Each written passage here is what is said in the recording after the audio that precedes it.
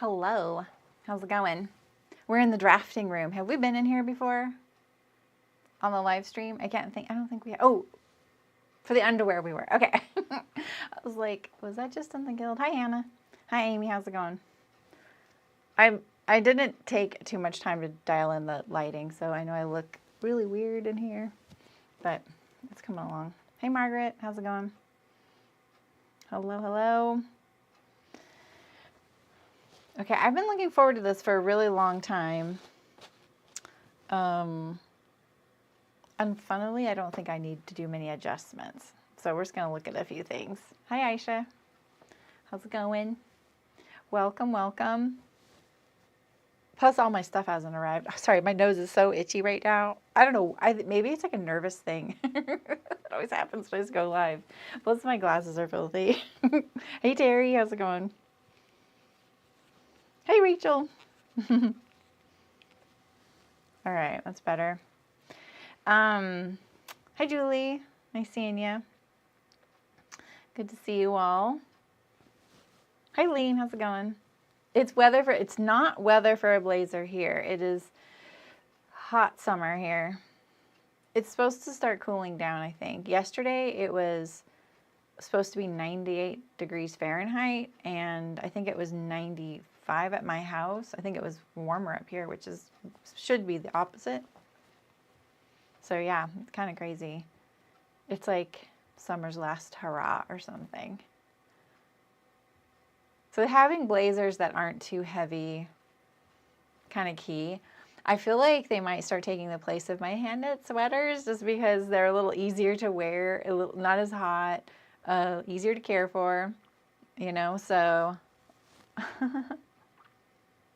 Oh, you did, Aisha? That's great. There's something, I can feel something on my lip. All right, so this is my plan this week. I want to sew an unlined blazer. Unlined, I think mainly just because I really like the look on the inside of an unlined blazer when you get to do all the like binding finish on the raw seams. Do I think this is less work? No. If you are afraid of a lining and you've never done a lining before, I urge you just to try and sew a lining. It is so easy to do, and it finishes all of your seams for you. You don't have to do any seam finishing unless your fabric is super crazy. So I'm just going to tell you that right now, because when you watch me sew this thing, you're going to be like, why would I do this? Like, this is more work. I am to the point in my sewing, world that sometimes I will take the quickest way to do something. Sometimes I will take the longest way, and this will be that one. This will be the longest way to do it. So, because I just sometimes like the process. So, hey Jackie, you've never lined anything yet? It's awesome. It's so satisfying because basically you're just sewing two of your garments and then you just sew them together and you're done. And as long as there's an easy way to like join them and get it all turned right side out, it's great. That's awesome, Aisha. Oh, there's something funny. I can feel something on my inner lip. The Heather blazer, who's the Heather blazer by? Is that Friday Pattern Company? It is, right? There's a lot of talk about that one, the Metra, and I feel like there's a third one that those three kind of get tossed around a lot in the guild. Friday, okay, cool. And I know Jackie, aren't you making the Jessica, or is it Jessica blazer? That one's a really sharp looking blazer. So the reason I selected the Auburn at the time when I first sewed this was because it comes in so many sizes, and I was just looking for something that would include anyone who wanted to join that sew along at the time. And now I have this blazer. This also has princess seams, so it is a little different than some blazers. And for the first time in my life, I had to do a small bust adjustment on this, which was funny. But by the time I was all done finishing all my changes, I feel like the bust went back up. So I can't remember. That just seems kind of familiar. Yeah, the Jessica's really cute. What is up with my lip? It feels funny on the inside. Okay, so this is my Auburn blazer. This is the first time I ever did bound buttonholes. Don't look too closely. They're not great. One's okay. One's not okay. A bound buttonhole is basically like making the welt opening of a pocket without the pocket bag. But you have to go all the way through your garment, so it's commitment. And this was not the ideal fabric to do that. This is a pretty big weave, linen cotton. See my little fray right there? It's holding up okay, but you know. Let's see, what was it? I think the main mod I did with this is that I did the shorter length without the vents, but with the pocket. So yeah. I'm gonna be wearing his outerwear. That's great. See, I think that's kind of nice. I think it's kind of, you know, like a polished look. All right, so I'll show you what mine looks like on me. It's been a couple of years since I made this one. Hey, Walter, how's it going? Nice to see you. It's been a while. Okay. You can see that's one of my other backdrops over there in the corner. That's why there's two different ones there. All right, so I think this fits me pretty good still. It's very traditional. Let me lean back so you're not at a weird angle. You're at a weird angle to me.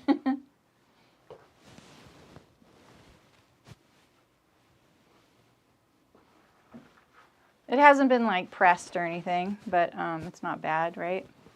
Pocket's pretty short because it's the shorter length. I think that maybe it could have a little more shaping, but this is really comfortable to wear. It's really easy to put on. I feel really comfortable in it, you know. So. Oh, long summer of home renovations. Yeah, you got to get back into the sewing room. Thanks, guys. Yeah, so this is where I'm at. I'm going to hang it up on the back of the door there. Hey, Ann, how's it going? Yeah, welcome. So, and this is what the two views look like. So this is the longer view, and I think this one has the pockets and all of the sleeve and the back vent. If you're sewing a blazer, I feel like this is a pretty traditional blazer, and it'll work like the way this one's sewn will work for most. And I also want to be really upfront. I am not a tailor. I don't do couture sewing or tailoring. They are very distinct styles of sewing. I'm not saying I couldn't be good at it, but I don't work to be good at that. So if you come in here and be like, why didn't you use the weft interfacing? Go ahead and use it. Just so you know, I don't want to disappoint you. So anyway, this is my fabric choices. I'm doing, and basically because I sort of painted myself into a corner on here for my fabric choice. So we're going to use corduroy. We will see a little bit, you see how the cameras glitch, we will see a little bit of that. And I'm going to flat line it with this really kooky fabric that Tiffany found for me. It looks like embroidery. I love it. So I'm going to flat line it, and that means that I'm not going to line the blazer. I'm just going to lay this wrong sides together on the inside and treat it as one piece. And I feel like this will be a great way to give the blazer a little bit more body and have a fun pop of color in there. It's just a quilting cotton, nothing fancy. I mean, the corduroy is just cotton corduroy, right? And then I have, theoretically, I have binding coming, but now I have ordered binding twice because the first place took a little bit to ship my order.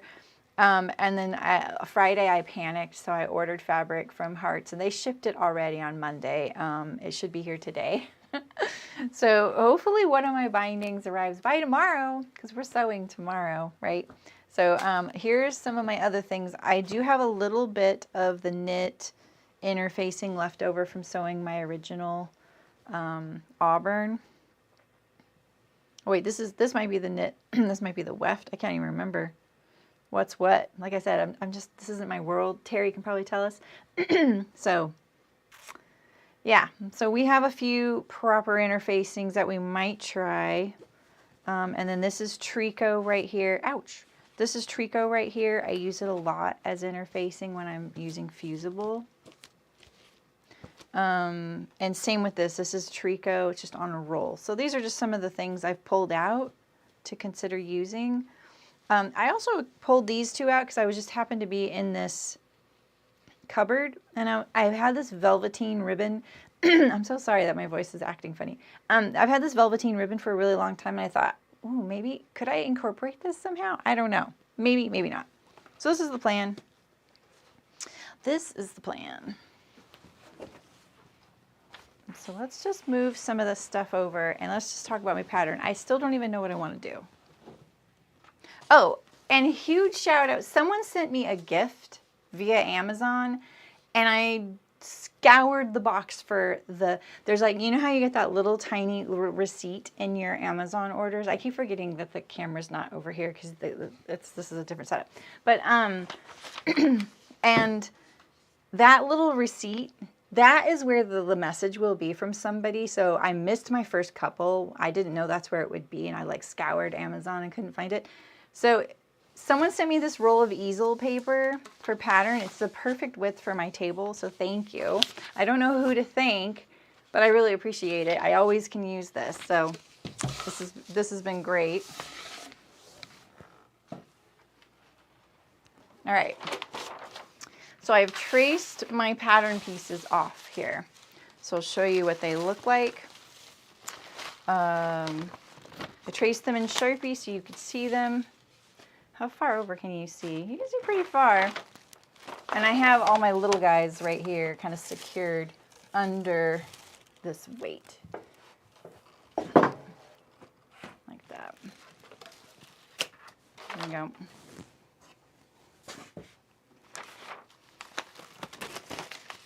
So I just traced them off to just, you know, so I can keep the one I have and I can do whatever I want, right? This right here is my inner sleeve. I'm sorry, this is my two-piece sleeve right here. I didn't trace this off. I don't plan on making any changes. I will probably do the vent though. So, oh, that's cool, Anna. That's great, keeping you busy. Why underline and not line laser? I just don't want to line it. I really want to do all the finishing, like I said, like the binding on the seams. So, like I said, I want to do the long way. So, easel paper probably had a liner. That's great, Anna. Okay, so here's our pattern. So, this, you can tell I lengthened it here. Why doesn't this look lengthened? That's funny. It works though. Oh, probably because I shortened it then lengthened it again or something, or moved something. I don't really remember what I did here. I moved the welt opening. That's what you see here. It was here. I moved it up so that I'd have a little bit of pocket, since I was using the pocket from the longer version on the shorter blazer, which meant that I'd have like this much pocket depth. So I just raised it a little bit so that I could put something in there, because it's just handy to have a pocket, even if it's not a secure one. And maybe I could do a little pocket on the underlining. That'd be kind of nice on the inside, the flat lining, not underlining. So let's see, what else do we want to note? So if you're not familiar with a collar with a lapel, The roll line is right where the pattern folds back. So this forms your lapel right here, right? If you went to that collar stream I did, I talked a lot about like the differences between the collars and things and how you can adjust these things. So if you wanted this to be a rounded lapel, you know, this is where you would do this. If you wanted it more pointed, you know, lower, wherever you want, this is your lapel. So when you roll back like this is how it will look. And then your collar, it sews on like this.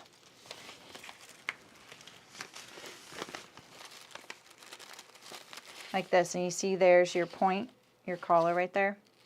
So you can visualize what's happening there. The only pattern piece I'm missing is my under collar, strangely. I looked everywhere for it. I could not find it. So I have to draft that today.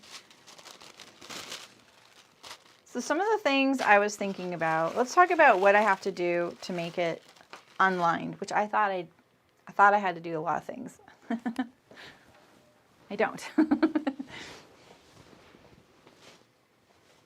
So the lining, I have a linen lining in here. There's a pleat at the back that's obviously very wrinkled. And I used like a Bimberg lining for the sleeve so that it's really easy to get on and off. I have a thing about coats when they get hung up on your clothing, like when you're putting it on, especially the sleeve. And I hate taking them off when your sleeve gets hung up on it.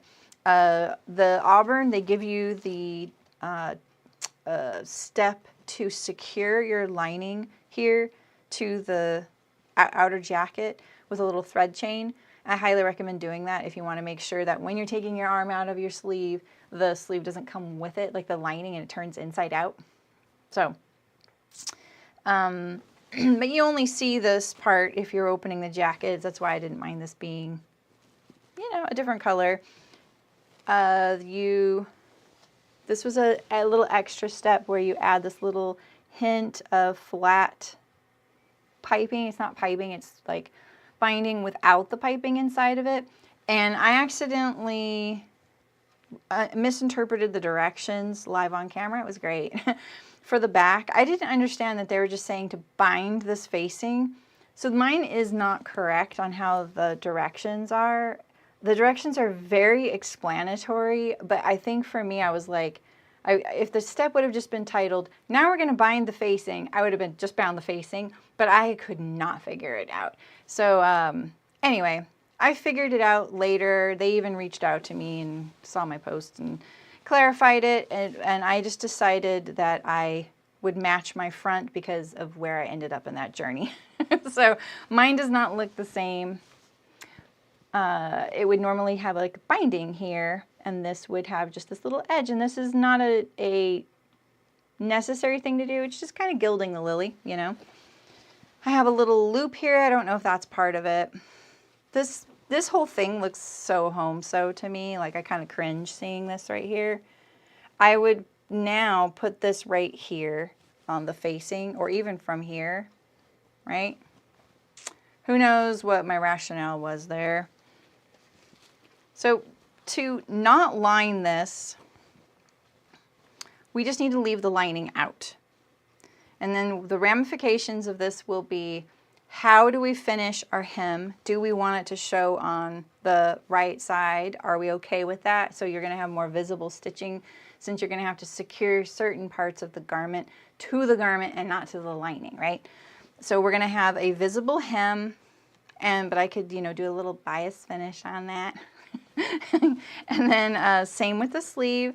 So you can see in here my lining has a pleat in it, which has kind of come unpressed. See, when it's proper, it'll like lay in here like this, like a little pleat, so that you can move your arms. So that'll be gone. So we'll just do a bias finish there, stitch it down. It's a corduroy jacket. It's nothing highbrow, right? So, and as far as this facing here, the facing can free float. I don't need to secure it to the garment since it's so big. So when this is folded back, this is going to press this down onto the body and keep it secure. It doesn't need to be finished. We could just bind it and it'll be fine. And then we have a facing back here. So we have our neckline is completely finished. So when I'm thinking about converting anything from lined to unlined, That's what I'm looking at. How is the back neck? Because a lot of times what'll happen is they'll give you a really nice facing here, but this has been clean finished another way, like with the collar. And if you are fine with that, that's great. Because that would work too. I could leave out the facing. This just makes it really easy. And that's about it. Like, I really thought I'd have to do something else. I don't have to do, like, I'm not going to interface the whole front. I could though, because I'm interlining it, but I don't need to. No, I'm not going to sew. The sylvan is so cool how because the way you sew the sylvan, and I could do that, but I'm not planning on drafting the flat lining piece to be larger than the outer. So how do I describe how the sylvan is sewn? So the sylvan is sewn that, like, say this is your outer piece, this little side front right here, right? The sylvan has this piece, and then it has a lining piece that is larger. And then you sew these two pieces together along the side seam and the princess seam here, right sides together. You turn it, and that little bit of lining encloses the seam edge as an exposed, it looks like a binding on the edge of the seam allowance. So now you have this piece that's, the edges are finished, right? And then you sew that piece to this piece, which has had the same thing done to it, and this piece and this piece. And so when you get done, your jacket all the seams have been finished and flat lined. Your whole jacket's flat lined. So it's really different. I'm going to, that was this year. That's great. That feels like last year to me too. I'm going to flatline this, so I'm just going to cut the pieces the same exact size, hold them together like they're one, and then I'm going to bind my seam allowances. So yeah. Hey Sydney, how's it going? Hi Diane. It's fine. We just started. So yeah, I'm kind of doing it in a more simplified way, but a little more labor. But less for, I don't have to think about it as much. So the pattern drafting on the sylvan is far more involved if I wanted to do that on here. It's not that bad. You just add a lot of seam allowance. It's not that bad. It's been it really has been kind of a long year. It's so weird. It's been a good year. But yeah. All right. I feel like I'm procrastinating right now because I actually don't know what I want to do. Maybe we should just cut it out. I wasn't planning on cutting it out with you today. So my only thing that I was thinking is that's different from the last one is, hi Nancy, how's it going? I'm going to do the vents, sleeve and back, and I lost that piece too, so I'm gonna have to find that. I could just draft it too. What was the one thing I was talking about doing? I need to draft the under collar. I wouldn't mind this to be like a little longer. A little longer. Okay, don't you think the corduroy is a little more casual that way? I don't want to look too preppy in the corduroy. So maybe we can make it 1.5 inches longer. What else are we talking about? The other thing I don't know how I'm going to do is the welt pockets. Not the sewing but the fact that the lining is going to poke out into the jacket and be visible if I went like this with my jacket and opened it up, right? So you're going to be able to see the pockets hanging down in there. The only way I could avoid this is if I cheat and I sew my flat lining together, the front and the side front, and then sew my outer front and side front together, sew my welt, and then basically line that section. Is that cheating? It would look nicer. The welt pocket straddles the princess seam right here. There, see it? Yeah, I know, right, Terry? That would be ideal. You are right if I didn't have it going through a princess seam.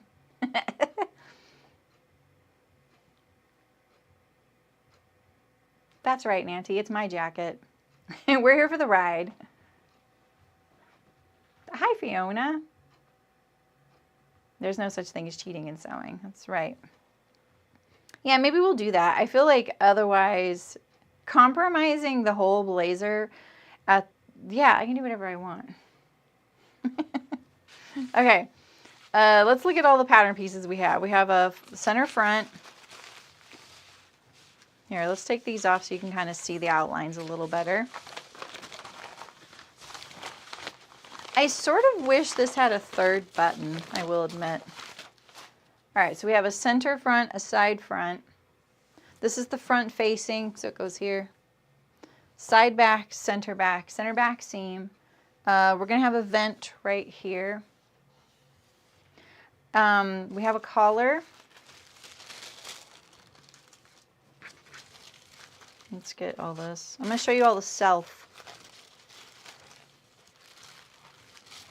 We have a facing, a welt. These are all your outer fabric and the undercollar if you wanted the undercollar to be the self, which I think I probably will do the lining just for fun. So then I have a bump inside my flat line. No, I would just do it as if I was lining it. Hi, Adina. How's it going? That's right. I'm a boss. Why not add another button? Maybe. I think I could. I have to admit, I don't really feel like changing the roll line on this. This is designed for one button, which is kind of savage to me. I don't want to. Or three. I kind of like the idea of it being a little bit. Let me show you. Let me show you why I think so. All right. We have to go back to the full screen, which is less than flattering. Okay, so, sorry, my microphone, I'll move my microphone a little higher. Okay, so here are my two buttons. This one feels very, oh, it's not at all loose. Okay. It's just a really good woven shank. All right, so here is my two buttons, right? But wouldn't it be kind of cute? Like this. Does that look, am I kind of nerdy for liking this? Like up here?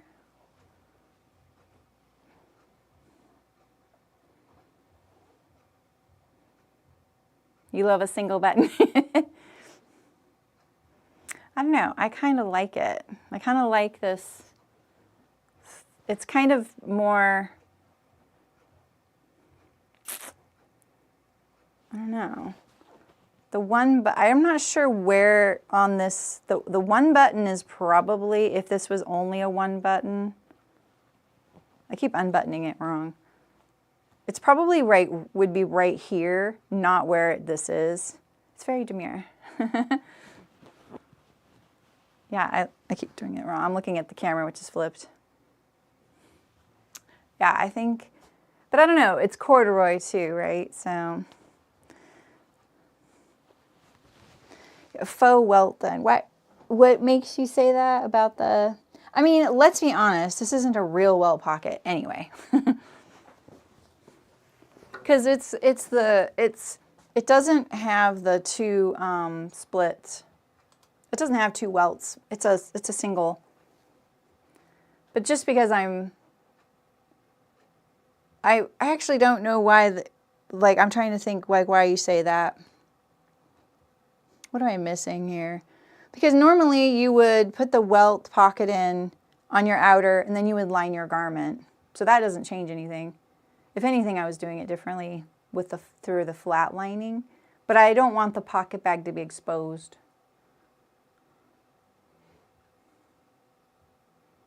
Oh, you wanted it like lower, Adina? I could see that. Hey, Malin.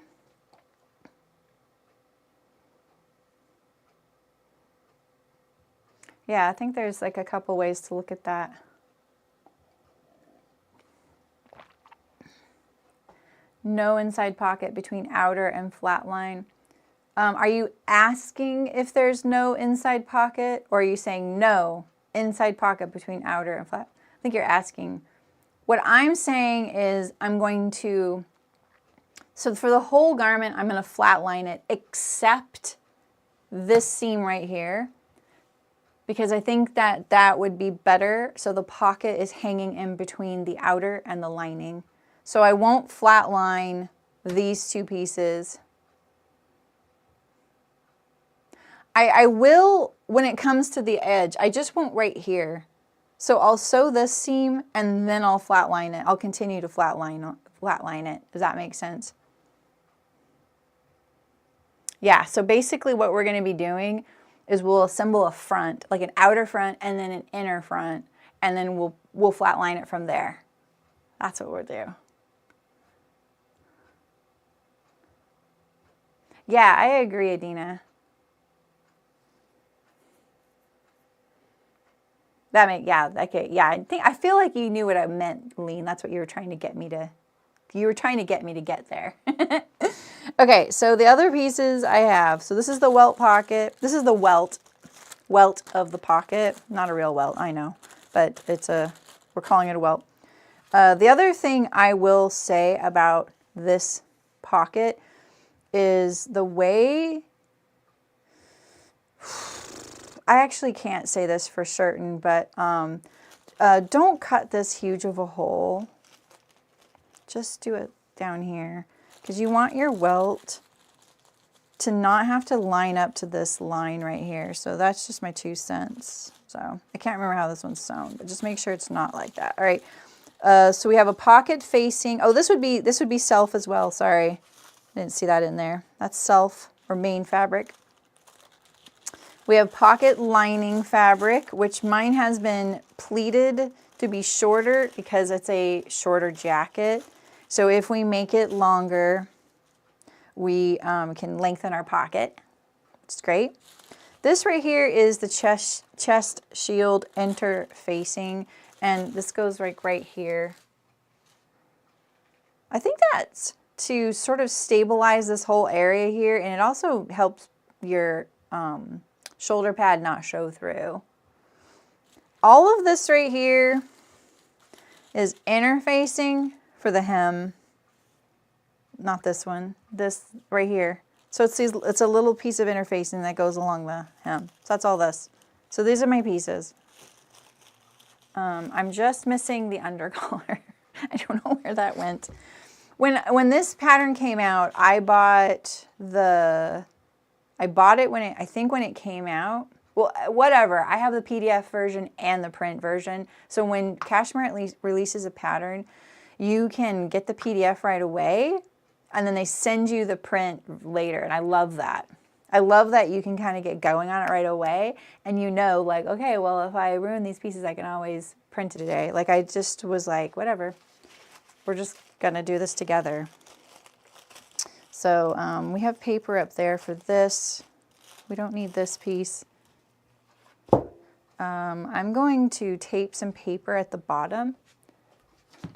And I'm going to do this length change in a really simple way by just tracing my pieces longer. So, easy peasy.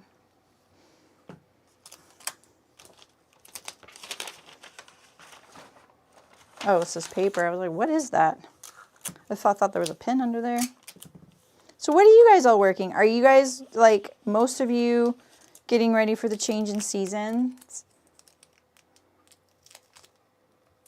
You're one size smaller? Really? No, I don't think so, Adina. You know they come in like a huge range of sizes. I have to look it up. Where's the pattern? Oh, it's right here. Oh, well, this is the 12 to 32. And then they also come in like 0 to 20 or something like that. They come in a lot of sizes. I'm pretty sure you're in their range. Pretty much everybody is, unless you're at the very outer end of this either one. 39.5-inch bust. Yeah, I mean, this is the 12 to 32 range, and you're only a 1/2 inch below it. And then there's a whole size range below this one. I frequently use both ranges. Like every time they ask me what size I want, I'm like, I don't know. I measure, I think the 14 or the 16. So, and they have a whole thing on what the differences are between the size ranges. So I usually just pick based on the project. But yeah, they have a lot of sizes.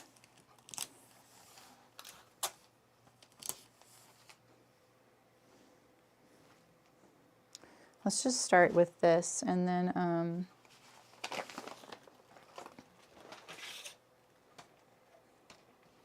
French terry shirt last night, but then it was 80 degrees. Well, that's not, you got to soak that up this time of year, Sydney. The season has changed your knitting. We started on a Jenna shirt the other day. Nice. All right, so 1.5 inches. What do we think about that? Aisha, what do you think? 1.5? Is that a good amount? I was kind of going like, I'm trying to be more moderate with my changes. This is savage that I'm doing this with a Sharpie. Sorry.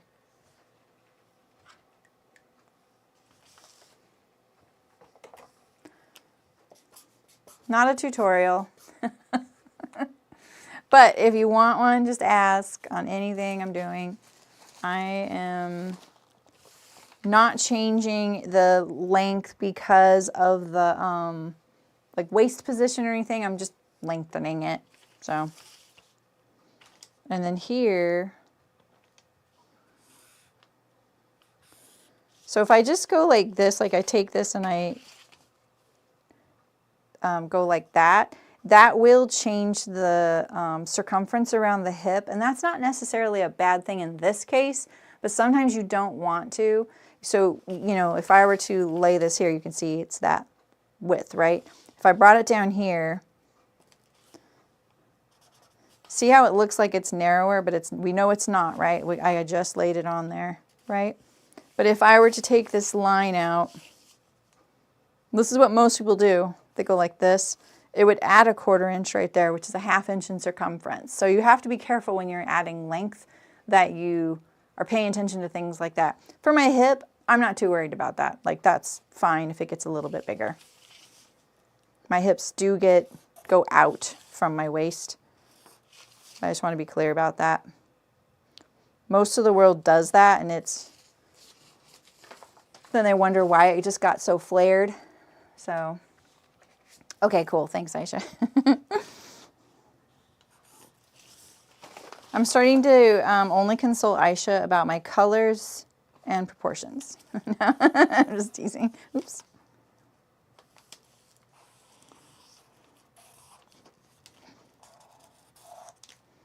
I really am being cavalier, I know.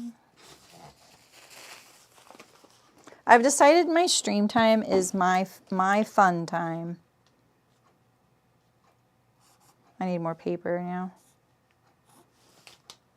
But we have, I didn't even need this piece.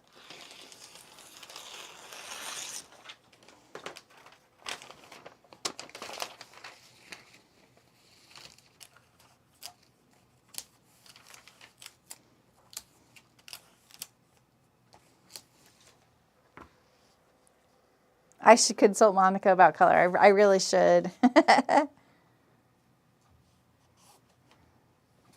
much can you see? Oh, can you see? This is kind of funny. You can really see over here. So this might be a problem here. Look at that. This is kind of angling down a little bit. This is pretty close. I want the vent back as well.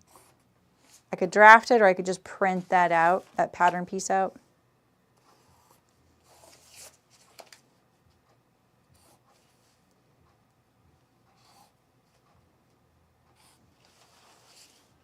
Okay.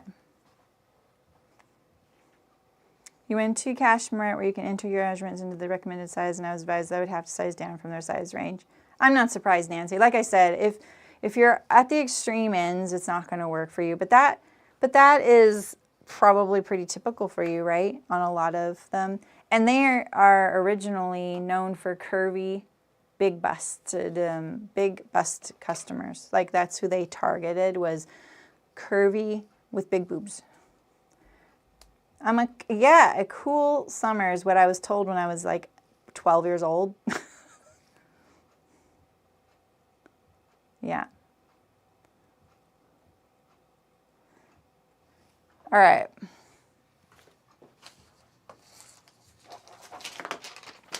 Like I said, the first time in my life I had to do a small bust adjustment was this pattern. And I know that doesn't sound like a big deal to most people, but you know, your teen years are they leave a mark. They leave a mark. Even if you're like in your 50s, your early 50s, right?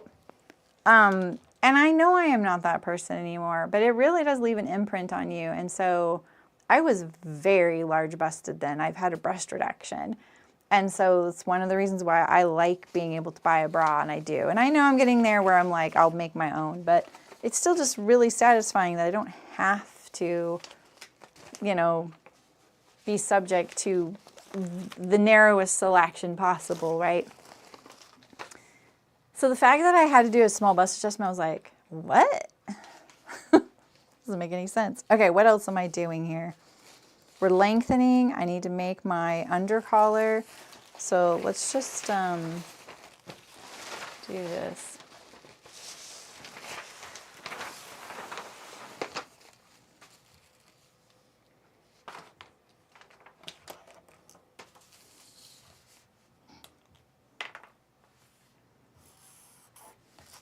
So this is my little thing that I have discovered since fashion school, is that we all label collars upside down, and this is one of those. So since I'm doing the corduroy, the most accurate way to cut this out would be like this way up. Because let's say you had a directional print, right? I shouldn't have done that to my piece, but whatever. And we sewed it on.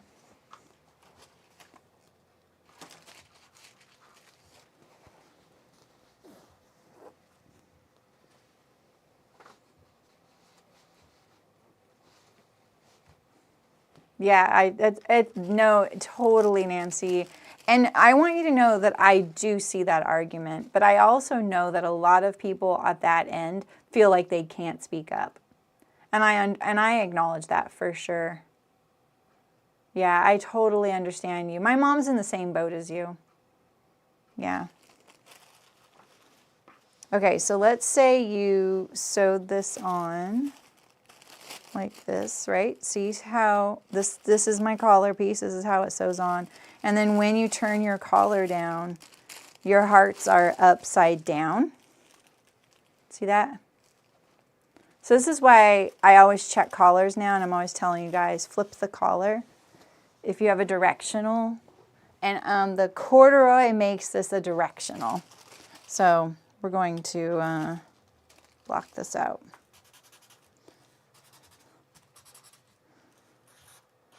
I always do something like a smiley face or a heart to remind myself.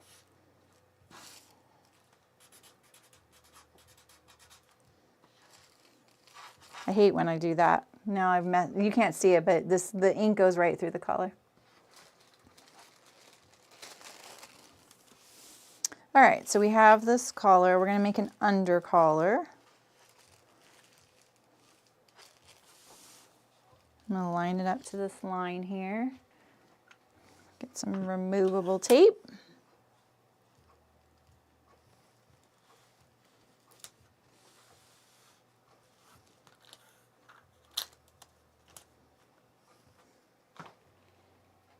I use my tracing wheel.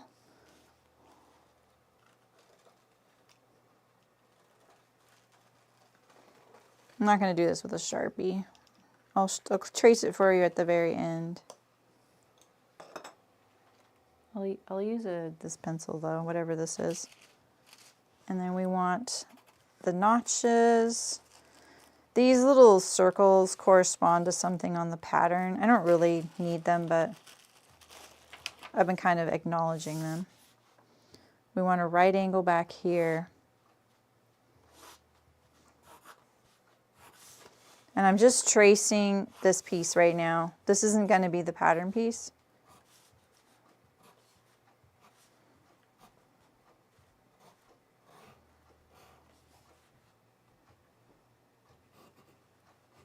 Okay, you can kind of see that. Hi Sue, how's it going? See you, Sydney, have a good day. Each one the small end, had to make lots of adjustments. Now I'm in the middle and make adjustments. Yep. I think we all do, right?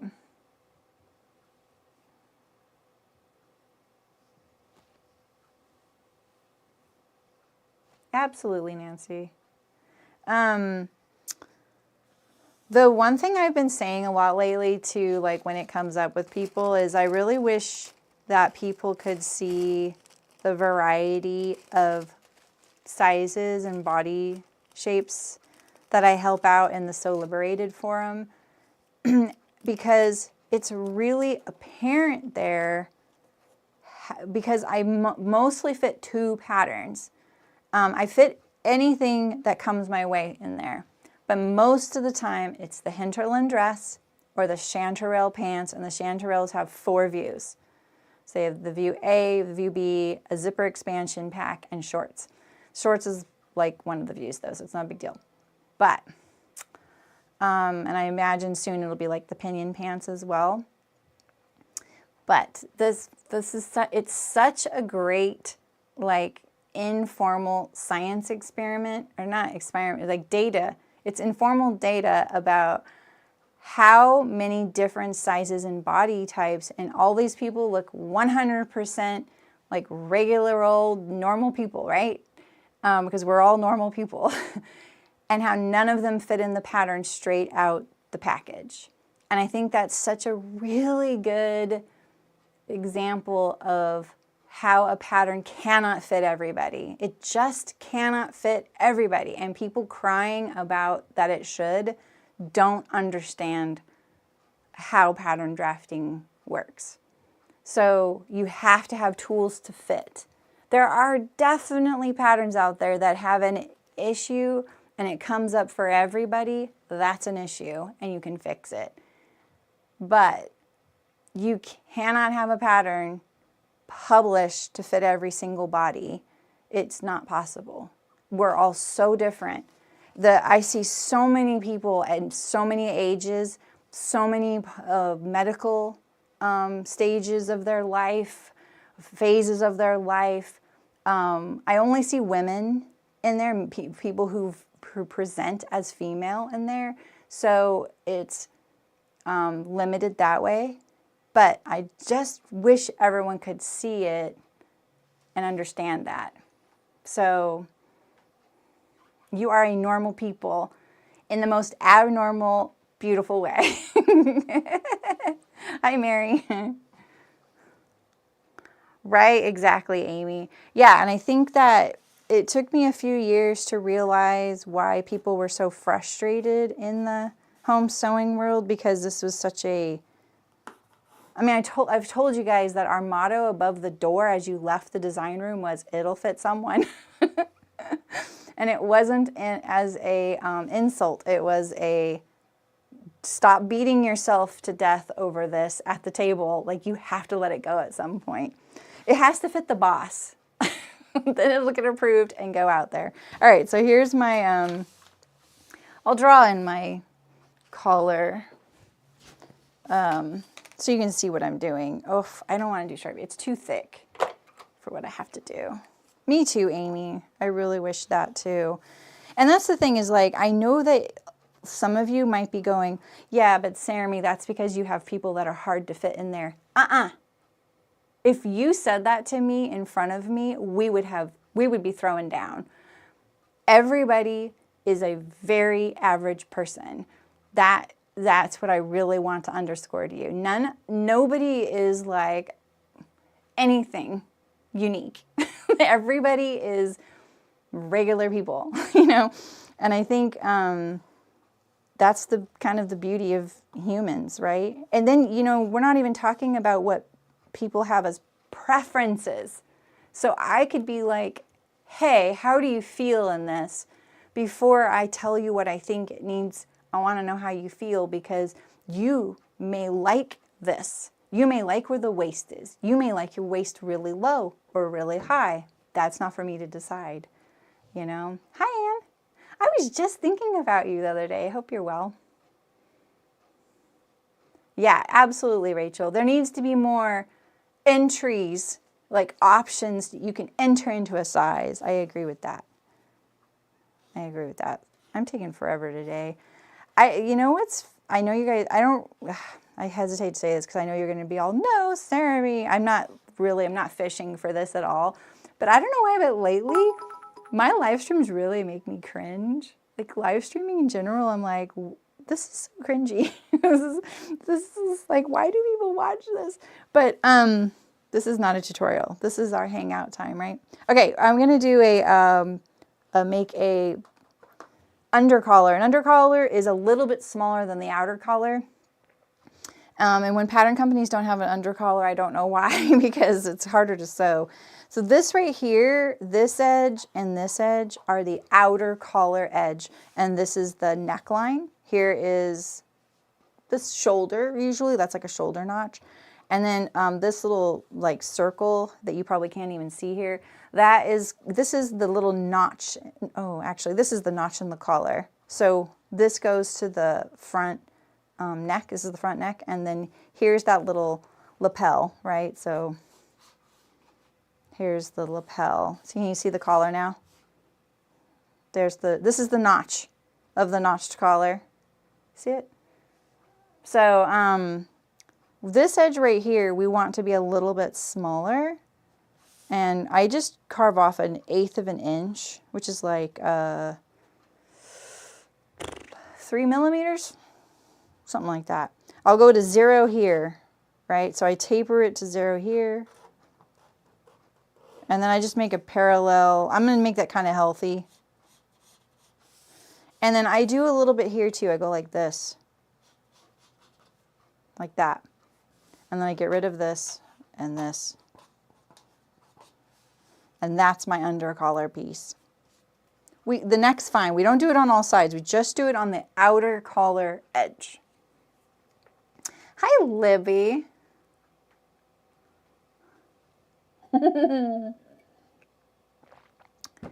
Yep, so true. Yeah, lengthened and shortened lines are very nice. Like, throw us a bone here if you're not going to do that. Like, come on. That's pretty basic. And lengthened and shortened lines don't line up from piece to piece. They don't have to. So you can't use them to match plaids and things. All right, so this is our undercollar. And this piece here, you can cut on the bias like this,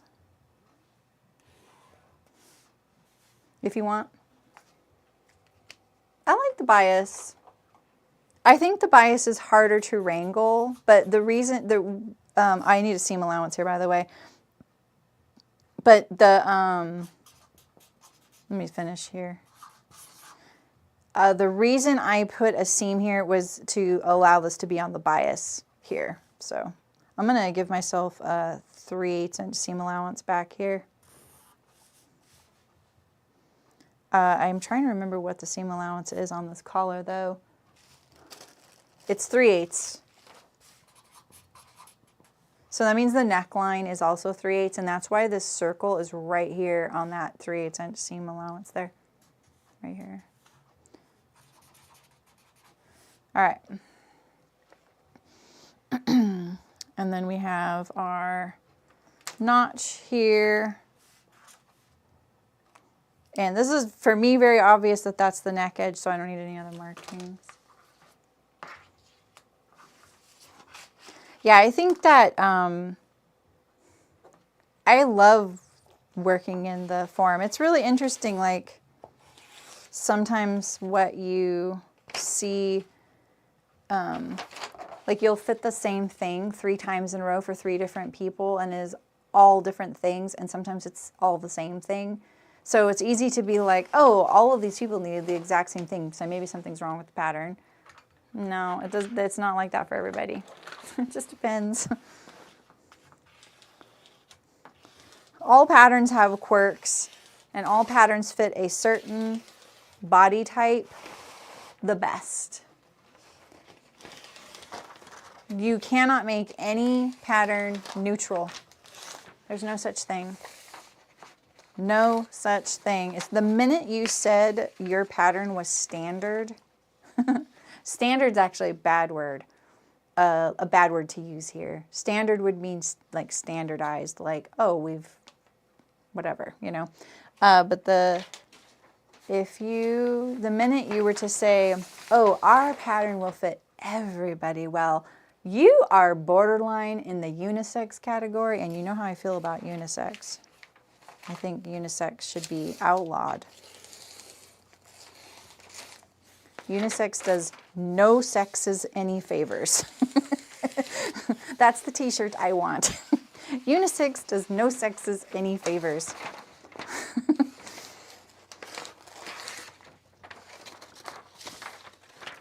And just so you all don't, some random person who's never been to my channel, I am not saying I am not for gender neutral.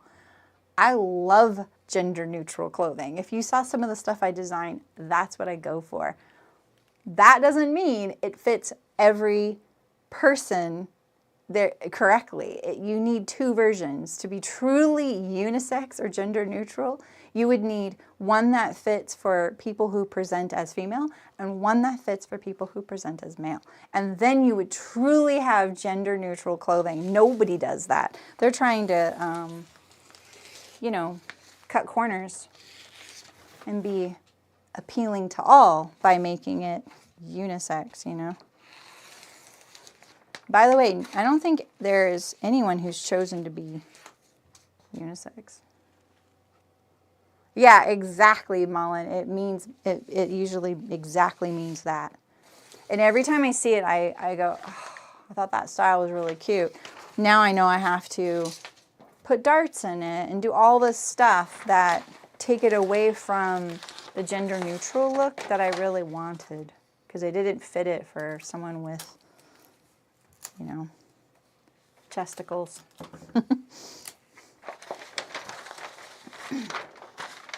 Yeah, it's always that. I worked companies that we did that. Short, squatty, curvy type.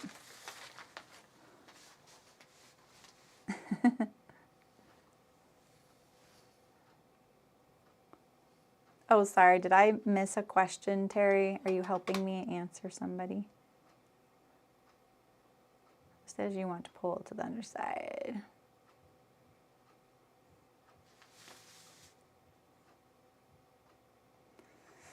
Just catching up with chat.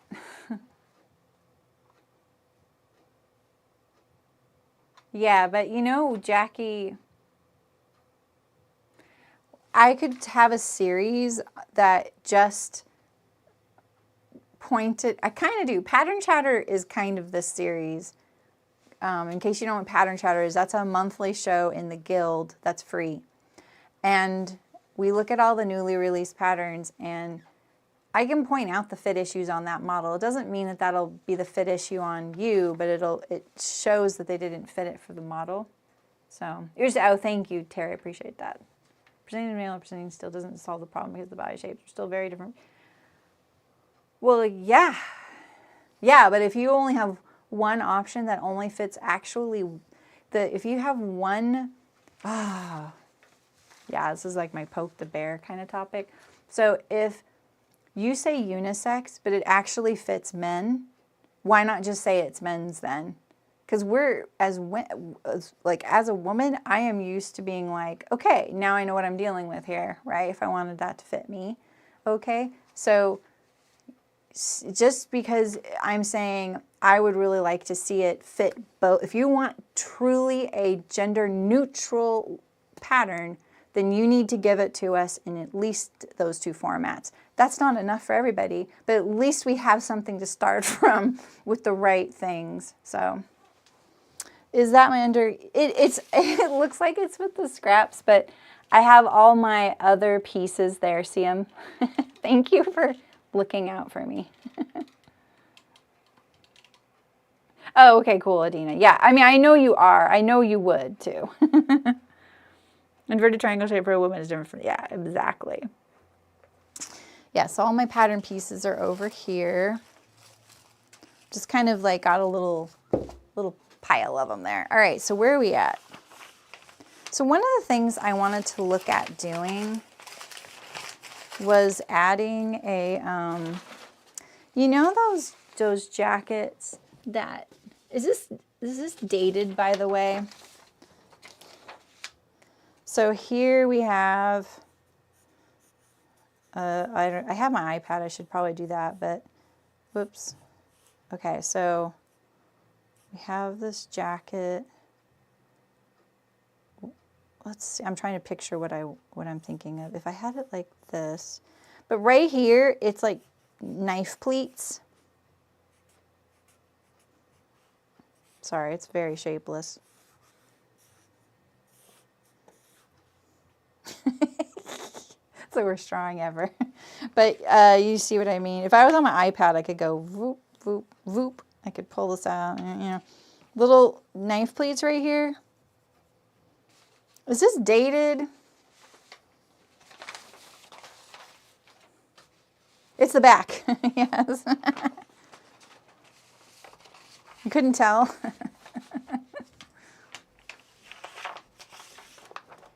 But I think it's cute. The little like pleated inset in the center back. Do we like this?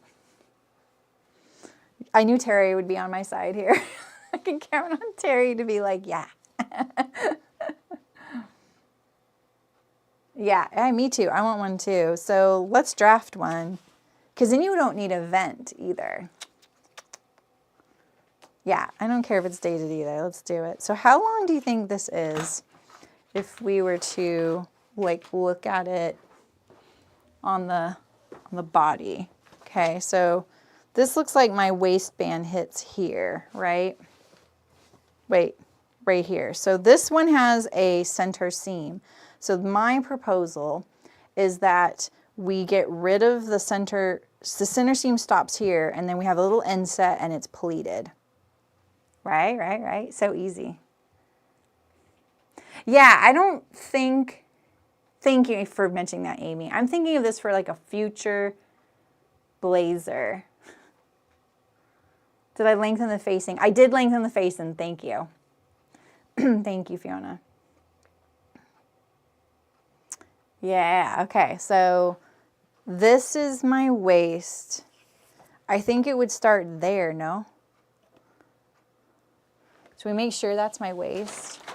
The jacket's right here. Just try it on. You know me, my philosophy with sewing is you're here now, you should check. Okay, so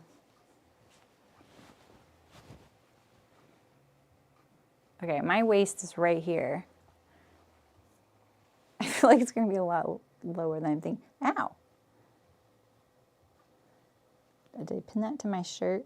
No, I don't think I did. Okay. Oh yeah, it is. I got one thread in that pin. Dang. Maybe, will you guys tell me if that's the right spot? I think I need your help. We're here, right? Okay. So, do I have the pin roughly in the right place? It's right here. And remember, I'm making this jacket, well, this pattern will be 1.5 inches longer. Could you see it? Raise the pin. Okay. Okay, let me raise it. Because I can see this little crease in my fabric. So this is why I was thinking this is the waistband.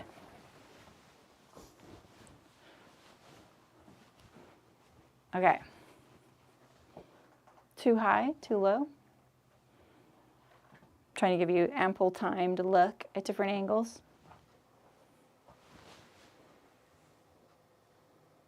Put my hand at the side waist. Oh, okay.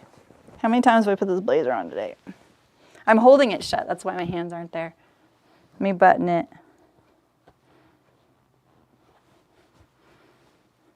It kind of raises up when I do that.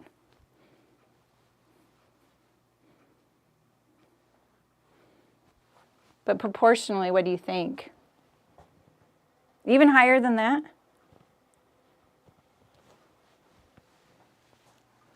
I think that's kind of high. Hmm? Let me lean forward so you can kind of get the right angle. Because the camera's at a weird angle. Think it's good?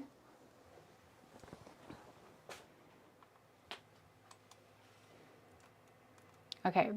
Yeah, proportionately, I think that,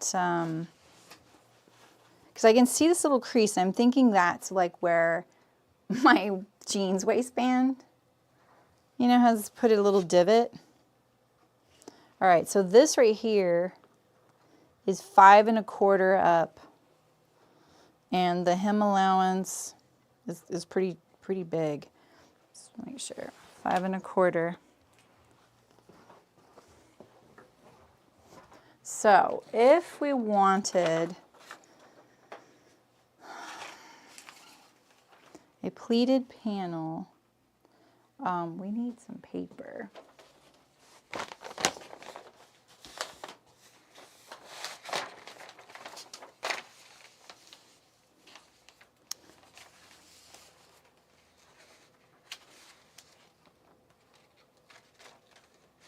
Okay, so 5 1/4, and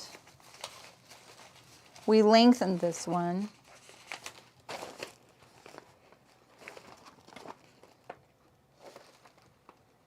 It doesn't say the hem amount, but it was a 1.5 inch hem. So plus, so this one that I was trying on for you, there's a hair there I'm trying to get rid of. It ended right here. That's where that one was ending. So 5 1/4 up from here is like right there. Okay. All right, so I'm gonna do this. You all right? All right, cool. Storming here. Okay, yeah. All right. Well, note the time, and then you can come back to this time so you don't have to fast forward. Storming. I hope you guys don't lose power. So normally what I would do is I would trace off this whole piece, and then I would cut it here, add seam allowance to each side, right? We're just going to do the bottom portion right now, just so you don't have to wait for all of that, okay? And I'll just do that off camera. So here is my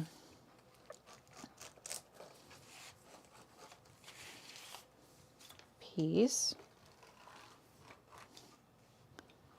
Oof, I hope I can do pleat math in front of y'all, because I'm really good at math and I'm really terrible at it in front of people. Oh, I need the grain line. Did I do that already? No, I didn't. Okay. All right, so let's draw this in here. So this is the grain line.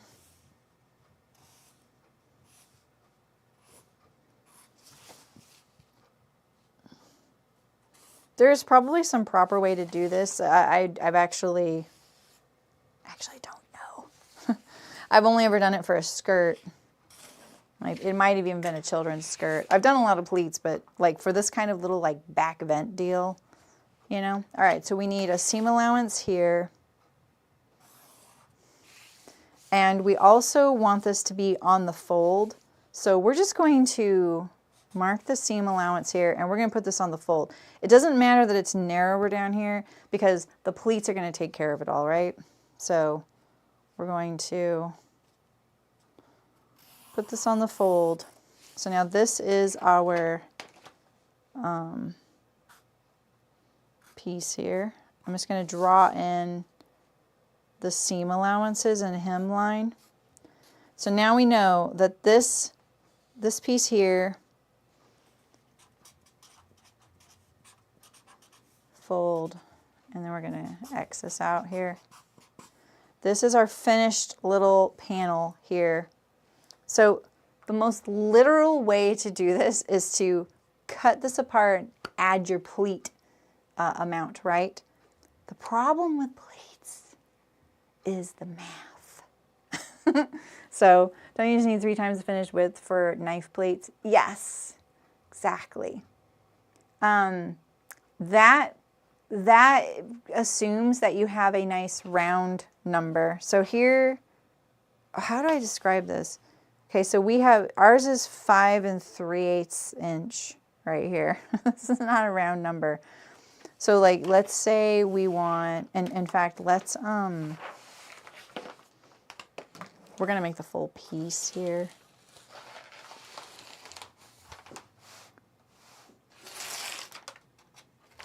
I feel like Seamwork called me out the other day. They were like, do you use a rotary knife for cutting paper?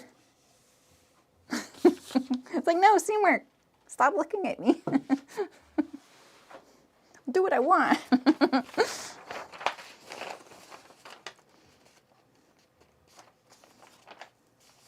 Okay. So if you, let's just, because when you do pleats, it's not like you can do it on one side because, well, let's just draw it out. I'll show you why. Let's just cut this out, actually. Save a little bit of time. Don't look Seamwork. All right, so we have this. We'll save that piece right there. That'll work for something, right? Now, if you wanted, like say you wanted 1-inch knife pleats, you have to start at this end down here, right? There definitely is some easy way to do this. I'm really sorry I don't know it. I'd have to like live in this world for a little bit and then figure out the best way to do it. Let's also cover up my bad thing here so it's not confusing. I'm not going to do this for the corduroy. This is just for a future blazer. So yeah, that's easy to say, but at the same time, then you're just making a rectangle with no shape. I mean, I guess you could do that. I always look at this like, where do I want my first pleat to begin, right? So if I want it to be right here, say I want 1-inch knife pleats, this isn't going to work. Watch. 1, 1, 1. You'd have to divide. See, look, it's not even in the center. It's close, though. It's close. It's a little bit off. The Sharpie's not helping. It's actually, Sharpie's making it easier to do, right? So if you, say you had like a half of a pleat here, then what do, right? So you have to divide your amount into a divisible amount for your pleat depth, right? Because you can't just say, I want 1-inch pleats, and if you don't have a round 1-inch number that divides equally by 1. It doesn't matter where the fold is because it'll be pleated and it'll be pleated over the fold. That doesn't matter to me. So yes, you could just do a rectangle and go, all right, I'm going to force this in there, but you can't.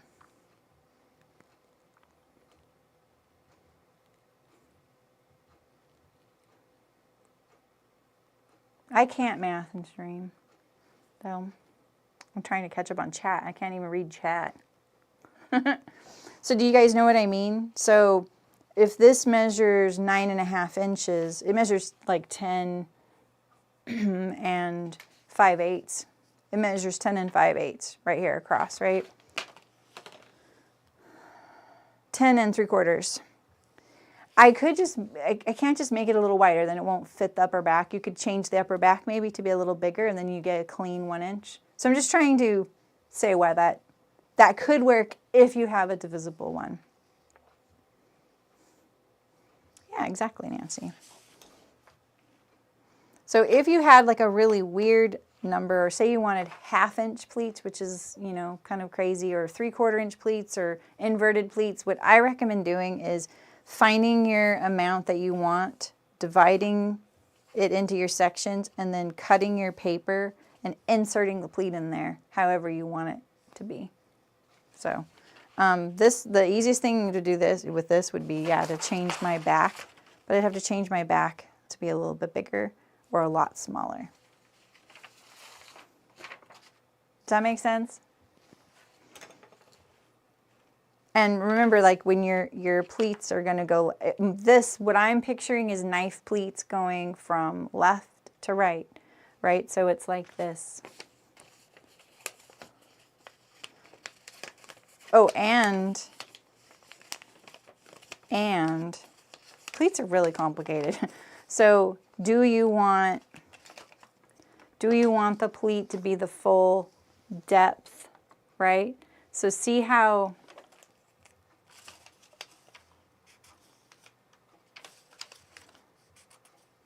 right, this little edge to this edge right there, this is the finished garment, right? That when it's all pleated up, right? Everything between these two marks, that's extra. That's the pleat. So say you wanted it to be an inverted pleat like this. You can do that too. You could do a bunch of, you know, inverted pleats, right? It's the exact same length the seam is, but the pleat, you can change that whatever you want. Maybe you want it to be really big. Maybe you want this to be a contrast fabric and you put a seam along these folds and make this contrast, so every time it opens up you see a little kick of color, right? So I just wanted to say this because I find pleats, if you don't do them a lot and you're not kind of in that kind of mindset, the best way to look at it is what's your finished thing, and then look at every place where you want that pleat. This right here is the thing you insert into that cut. And you know, how many pleats do you want? Yeah, it's not for me about a number, but what size do I want? Or do I do it easily divisible? Hi Sylvia, how's it going? So if this is 10 and, you know, geez, why can't it just be 11? This is like 10 and, I'm just checking my seam allowance, like where should I err on? It's like 10 and 7/8. You think you can cheat, and then when you get there and you have this like pleat sticking right here, right, at your seam, it's in the way, and you're like, well, do I just do a narrower seam allowance there, you know? So it becomes a problem. I've come across that enough to know that part. So I would just divide this up. Let's say that we divide it up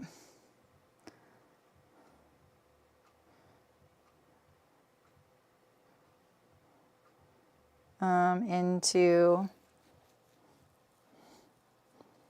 maybe 11. I don't like that number. I'd rather just make my back wider. Why don't I? Wouldn't that just be easier? We could just make it a little wider. We'd have to start like right here, right here, or right back here. Might as well. That would be the easiest thing to do. So I would trace this off, make this a little bit bigger, get a nice round number for my 1-inch pleats. Exactly, Libby. That's exactly what I'm talking about. And then you can make this a rectangle. You can flare it if you want, but your pleat will end like this, going straight down, right? So you see the little flare like this. This pleat lined up at the seam here goes straight down. It would not be right here. You'd have just flat fabric, and here's your seam allowance. That's how it would look. So maybe making it a rectangle would just be wise. You know, it would look nicer. So let's just do measurements. We're gonna do a 12-inch by 9-inch piece. And then if we had the pleats, we had 11 pleats. Maybe it's more like 10. Oh yeah, because you don't count this first one here. 1, 2, 3, 4. You know how it's like when you count the spaces between your fingers? It's like that. So it's 10 pleats. So we'd add 20 inches. So 32 by 9. Okay.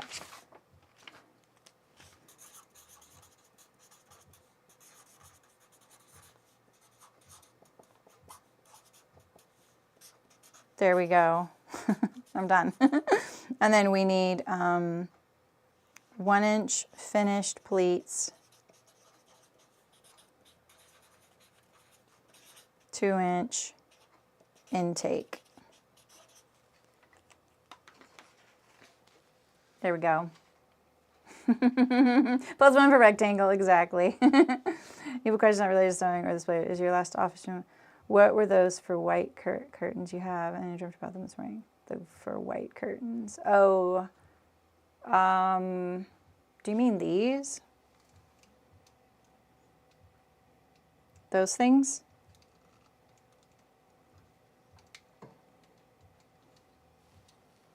Or the other curtains? I had two. I had regular curtains. This is a very specific thing.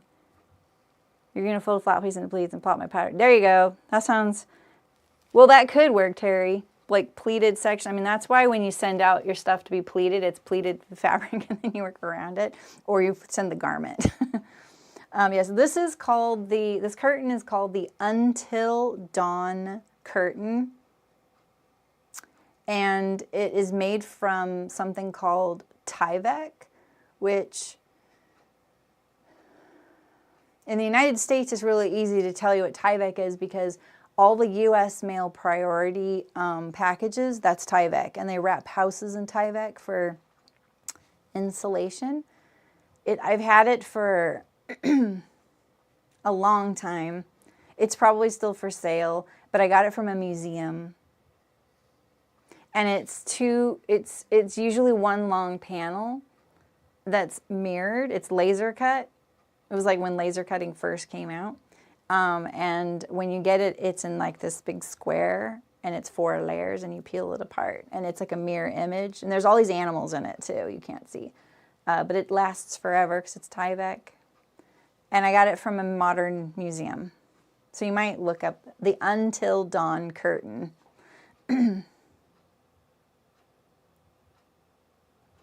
Yeah, so, okay, that's what we're going to do. So this is for a future blazer.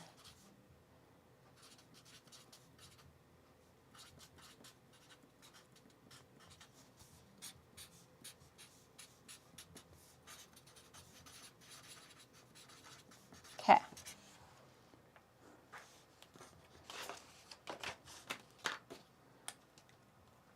I have 3 other fabrics I want to use for blazers, and one of them is a floral. I think it'll be perfect for this.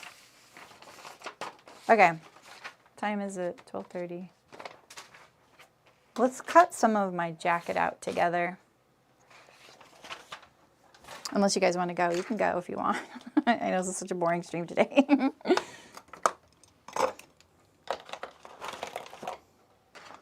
We're putting everything away first. I do have a new blade, I think. Oh no, I added a blade to my home one. All right, I bought this for something completely different, so I'm pretty sure I have plenty of fabric. I'm going to get rid of these pieces here. We need all of these pieces. Ooh, and we have this to cut too. I have a lot of cutting to do.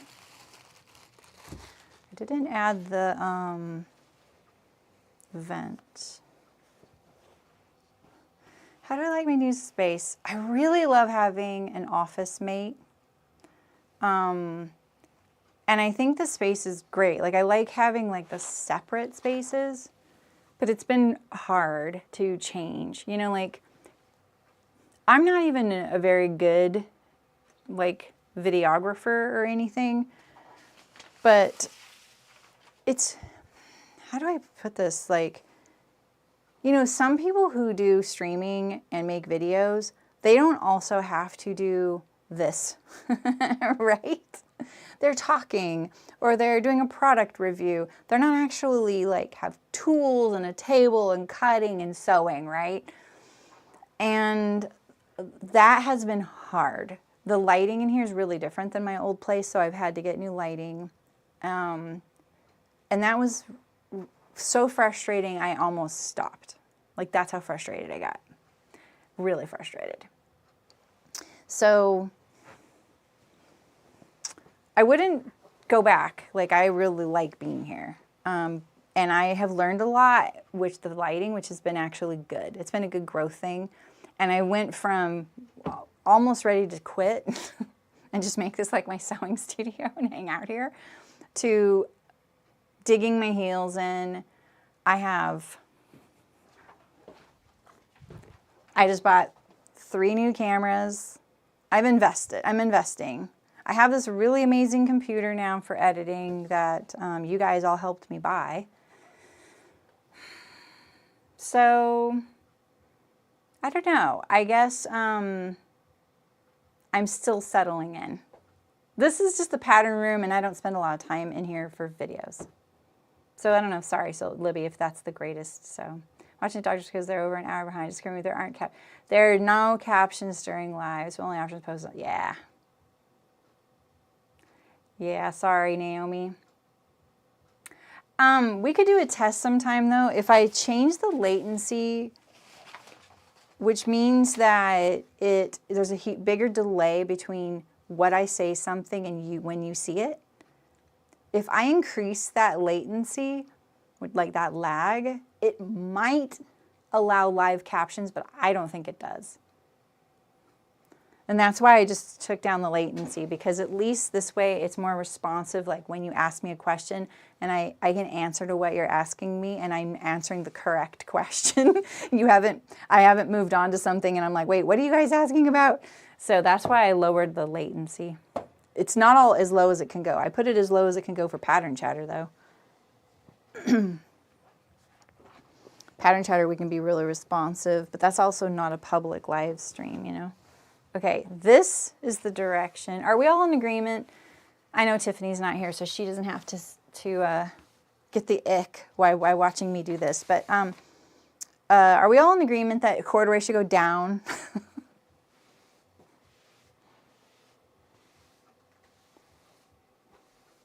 You're liking the fabric more you see it? I mean, it's cotton corduroy. It's not fancy. I bought it for a Wardrobe by Me project, and then she sent me the men's pattern. I was like, oh, nobody I know will wear this in this color. So I have this, so it's great. I can use it for me now. Oh, you know what? We're not doing that, though. We're cutting all the seam allowance off. Sorry. Not seam allowance. I mean the paper. I'm going to cut all the paper off. If you're cutting through any fabric with any kind of thickness to it, cut the paper off first. Otherwise, you'll ruin the edge of your pattern. So, yeah.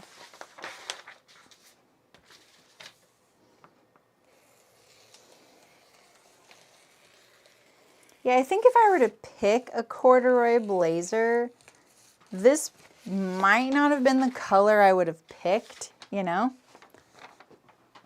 But I'm down for this. I think this color will look good on me. And we all know I need to wear more color. So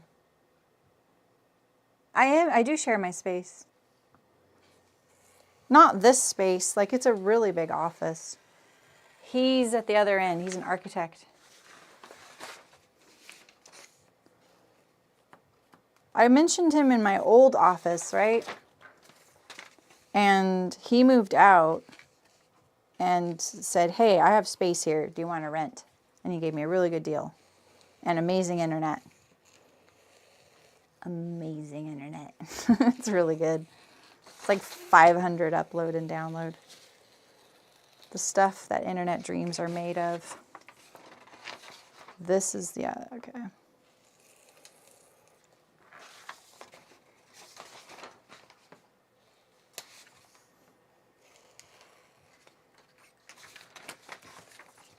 Mm-hmm.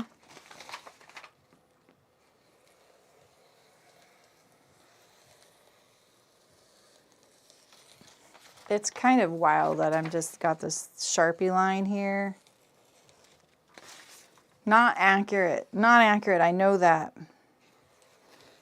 You should either be cutting the Sharpie line off or leaving it all on. If you do a Sharpie. Because that's all on the outside of the pattern. You know what I mean? There's a little bump here. I don't like that. Adding a fat 1/8 of an inch to the perimeter of your patterns, not good. There's definitely someone in the audience going, oof, this lady. And they should be. But they won't comment. It'll be a guy who comments.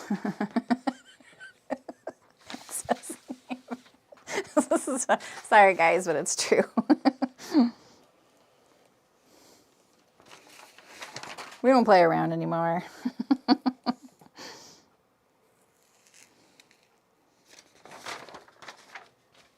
I haven't given a tour. I moved my studio this summer, right after the whole month-long May video series. So I think I've been here since July? June and July. Yeah, I think I was moved out by July. That's what it was. I moved during June. Yeah, I moved during June.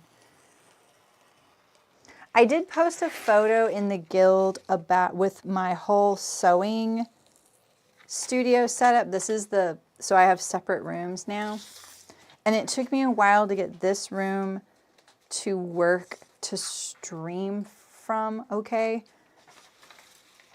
I was setting it up as a set, like a film set for Fitopedia. Because yes, I am working on that. Lest you all think I've given it up. And that is really where I was getting really frustrated, because that project is becoming like an albatross, right? Because I really want it done. I've wanted it done since the day I started it. And things have been preventing me from getting to it every time I start it again. And this space wasn't working for filming for that. Like, I wanted it permanently set up for it so I didn't have to interrupt it with live streams. And I couldn't get the lighting right. I just could not. It was so bad. And that's why you can see there's two backgrounds here, because what I do is I have to show me and what I'm looking at. So the cameras are like this way and that way. And for you to not see the camera that's looking at one or the other, it's hard. It's hard when you're like just doing it on your own. So yeah. I painted in June. I just painted it all neutral white. They're not for sale anymore. Oh, sorry.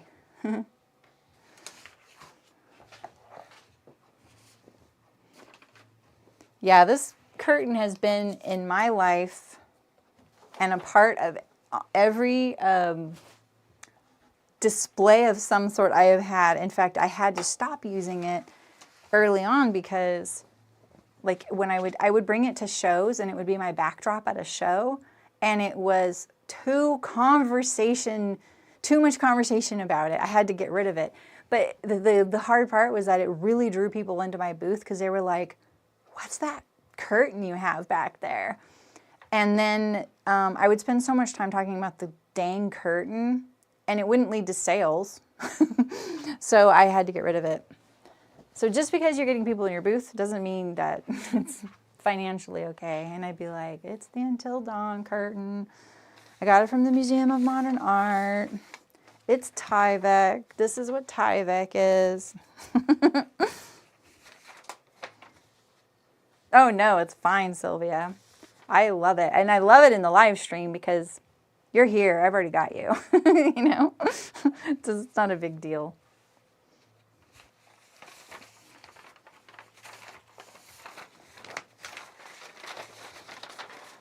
This fabric is so wide, right? So I can probably fit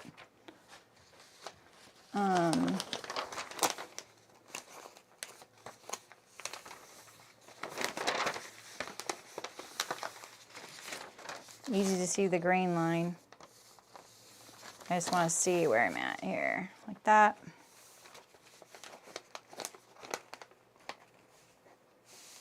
Like that.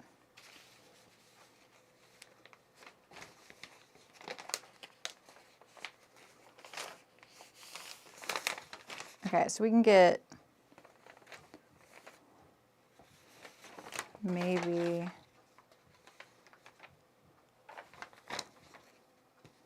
I should just not try so hard.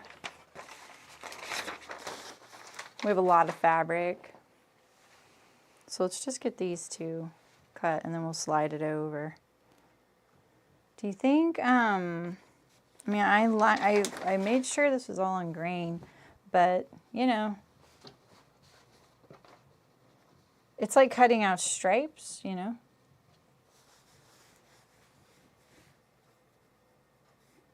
No dents. Come on, man. No dents. It's like cutting out velvet stripes.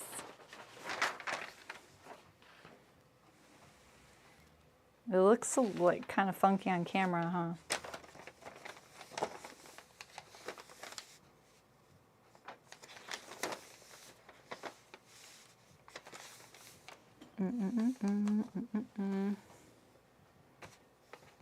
That was too short. A laser level to mark the straight of grain. How do you use it like that? I thought a level was for level. I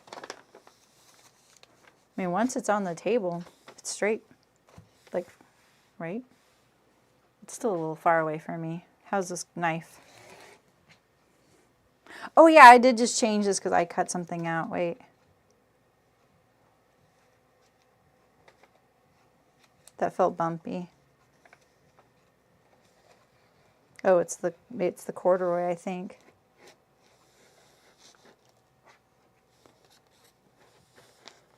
Oh yeah. Funky. Oh yeah, I might need to change the blade. I can't tell if it's the corduroy or the blade.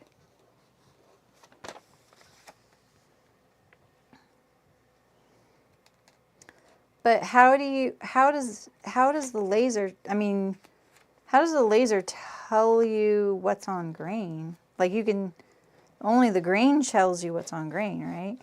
Oh yeah, this blade is not good. I can feel it. That's what that is. The interval suggests that it's a nick in the blade. You don't use the selvage? Huh.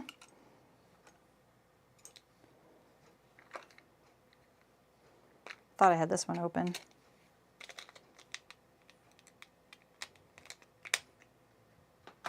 Cast a line of what? I'm sorry, I don't understand. I'm kind of curious.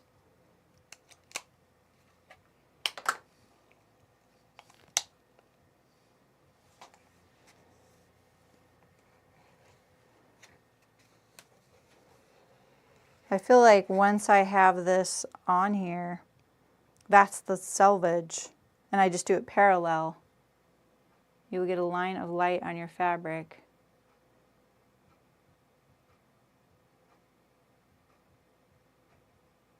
Huh. You guys are precise, man. Wow. Need to up my game.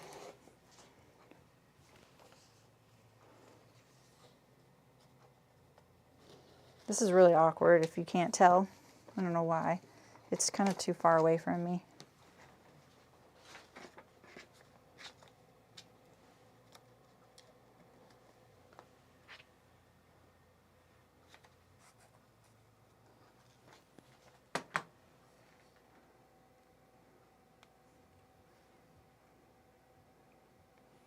I mean, I know what a laser line is. I guess I'm just not seeing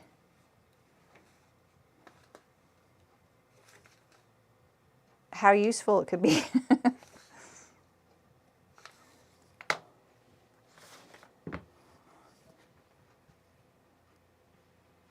Yeah, exactly, right? You still have to get the laser on the grain. You're already figuring out the grain is on the fabric. I'll have to see one of these in action someday to understand. Because I believe you guys. But it doesn't, like, it's subject to human error. Because it's not, you're not using it for a level. You're using it for a straight line, right? I think. And the corduroy is easy peasy, right? Because I can see the lines on the fabric. With my velvet stripes.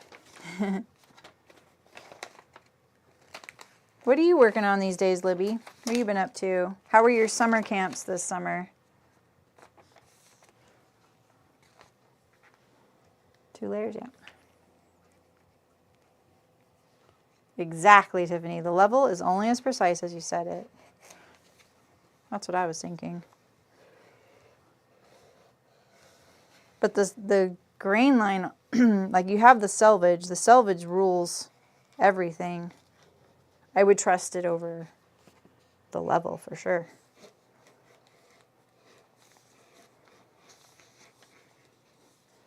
Do you see how the fabric ripples a little bit? That's not great. Someone make a post that goes, yeah, exactly. Prove it. Show us how you do it.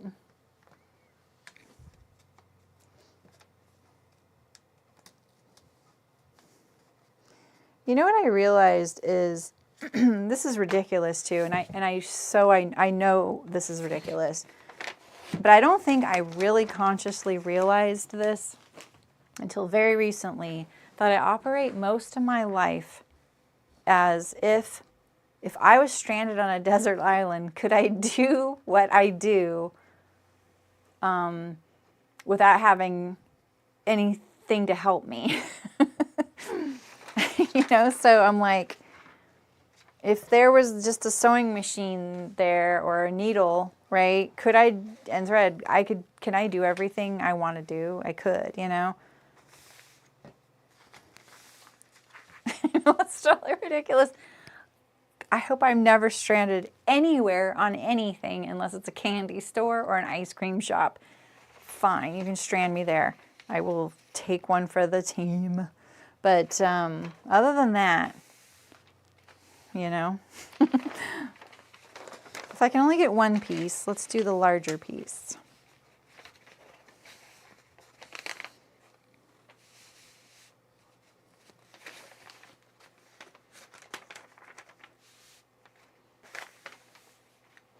Yeah, but you would still need the selvage to dictate where the grain is, Rachel. So don't cut your selvages off.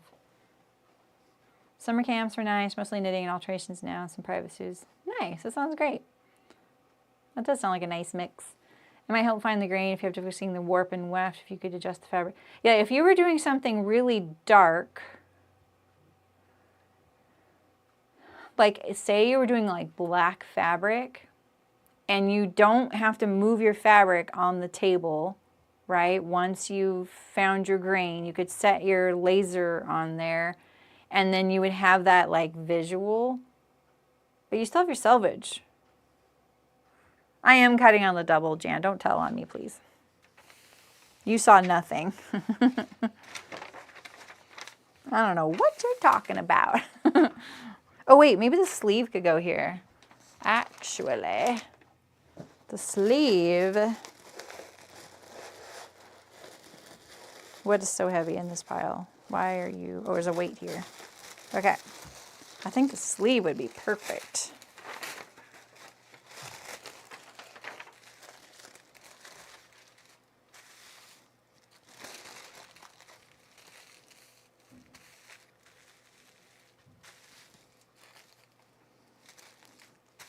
Well, there you go, Rachel. Ask and you shall receive.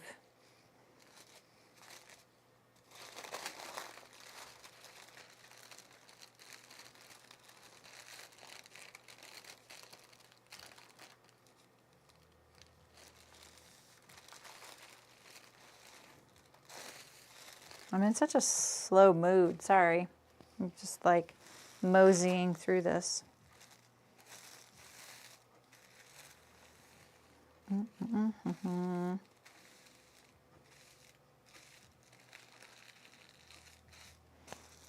This one's a little rumpled because it's still the tissue. So I had to be careful with it.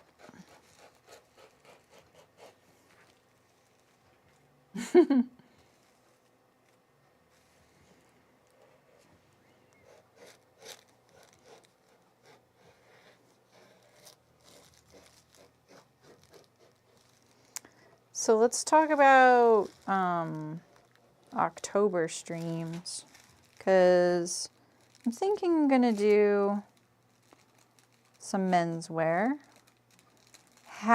But, okay, so this is one of my ideas, is doing a button-up class. Probably should have that already, like, underway, I know.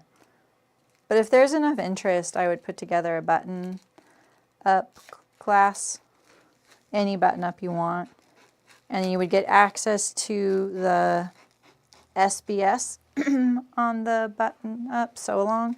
But then we would have live Zooms, like weekly live Zooms, to sew together. So you could ask questions. You'd have homework to get, you know, to be on track.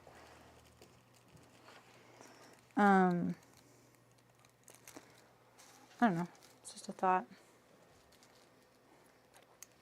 A long gray mows. Okay, cool.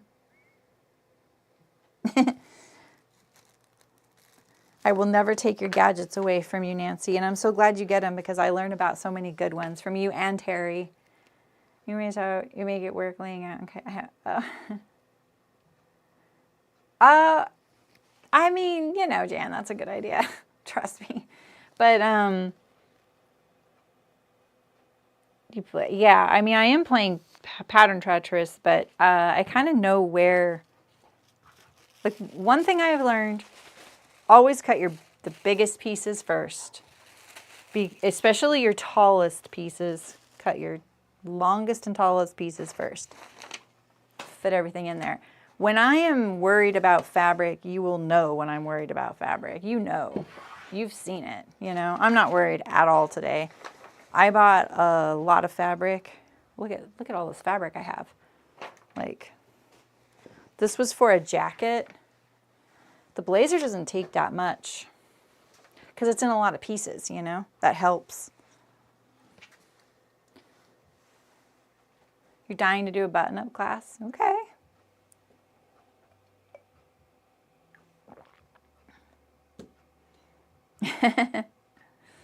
Yeah, Sylvia, you're making your own.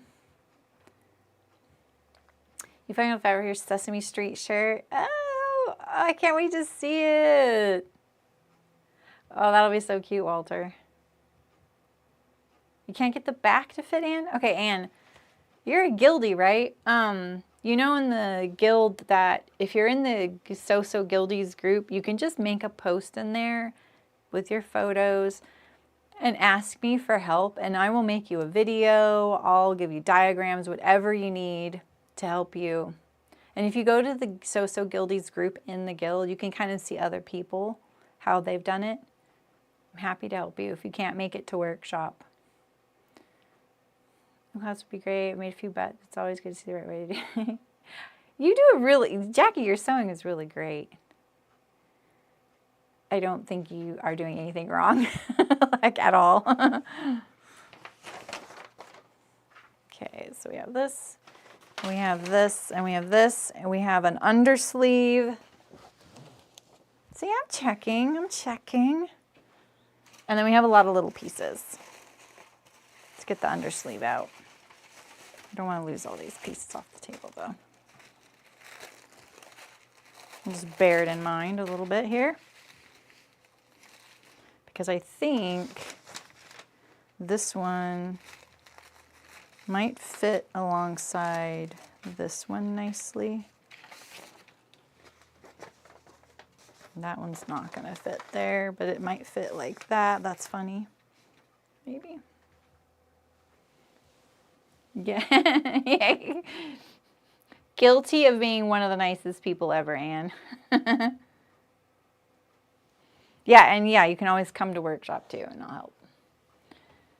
Eventually, what I'm hoping is that there are enough of those that people, when people ask for help, that I will reply to all of them during workshop and record the video there and record the Zoom so that everybody can see it.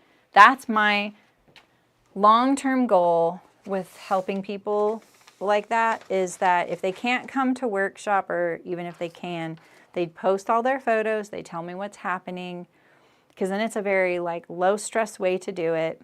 I can think about it and noodle on it, and then when workshop comes, I've thought about it, and then I can present you with your fix. We can chat if you're there, or you can rewatch the Zoom, and I'll still post a video for it. That would be better for me too, because let's face it, if like everybody who's a guildie started utilizing that perk, I wouldn't have time to do anything else in life, and spending $15 a month on that would definitely not cover my time for that. But I love doing those, and I think that was my vision for workshop, was that I would help you guys with things that you need help with. And it's personal. Like, you can obviously, like, and everyone loves them. Like, I love it when you guys are like, oh, I love these, you know, when someone posts and you guys chime in, or you know. You have to comment, though, to get the updates. That's the only thing, is like if you're just like, oh, I'm going to follow along, I don't have anything to say. If you don't comment, though, you won't see all the updates. That's the only funny thing about that. You know, it's not like it shows you the post again. So, yeah, I totally agree, Libby. No, and everyone loves it. Like, they really do. They love it because it's just really interesting too, like how different we all are, you know? How many weights does a girl need? Here we go. Why is it so far away from me? Why am I taking so long to do this? Oh my goodness. I am moseying. I can't mosey. I gotta eat lunch at some point.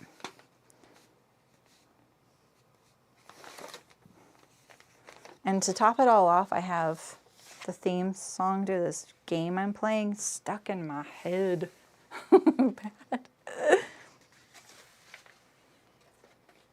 Yeah, exactly. And that's the thing, is like, I would love social to be social, workshop to be helpful. Because I think that there's lots of people who want to go to workshop and then they're like, oh, this is not what I thought this was. It's more social than they thought. But that's just because no one's asking a question. or they feel like they can't interrupt because they're like, oh, everyone's just chatting. And I want it to be helpful.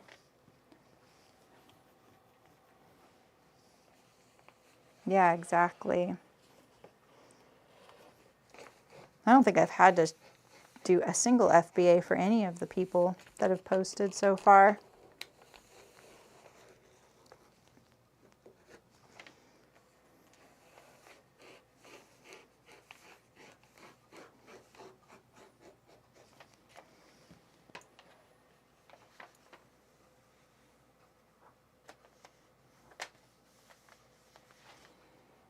Sorry, there's something covering the screen here. They want me to insert an ad.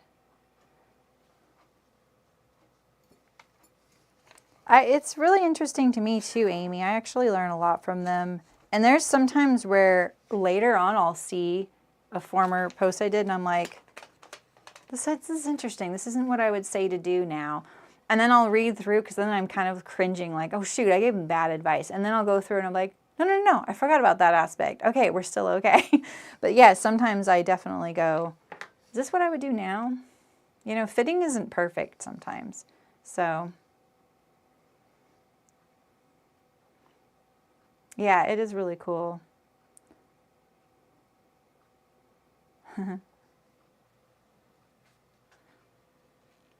I'm sorry, I'm so mosey today. Tell you what though, it took me 40 minutes to get to work today, you guys. 5 miles. 5 miles. I should have just driven to Chico. Like that would have been faster. Driven to Chico and then come up the back way, or not the back way, the other way. But they are paving that road right now, and that's why it's taking so much longer. Oh, I just hate these ripples I keep getting.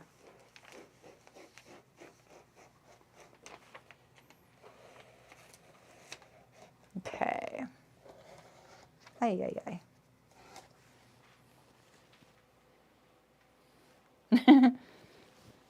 Yeah, 5 miles, 40 minutes. It's the worst. So like when I pulled out of my street onto the road, because it's like a road that goes up here, and I live off that road, pretty rural, right? Did I cut these? Yeah. As soon as I got to the road, all these cars were coming. I was like, no. It was the long line of cars that had been stopped coming down. So it was they had just gotten their turn and the floodgates were open.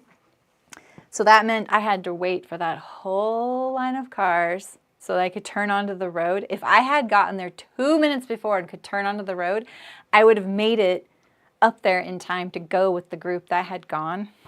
Nope. So I had to wait for all those cars to go by me, which was a lot of cars and big trucks. Like they're kind of slow sometimes. And then I had to get up to here and I was like the 4th car in line. So then we had to wait for all these cars. Oh my goodness. I was like, Saremy, it's no big deal. This doesn't bug you sometimes. You know, this is home stretch. But I worry on stream days I'm not going to be late, you know.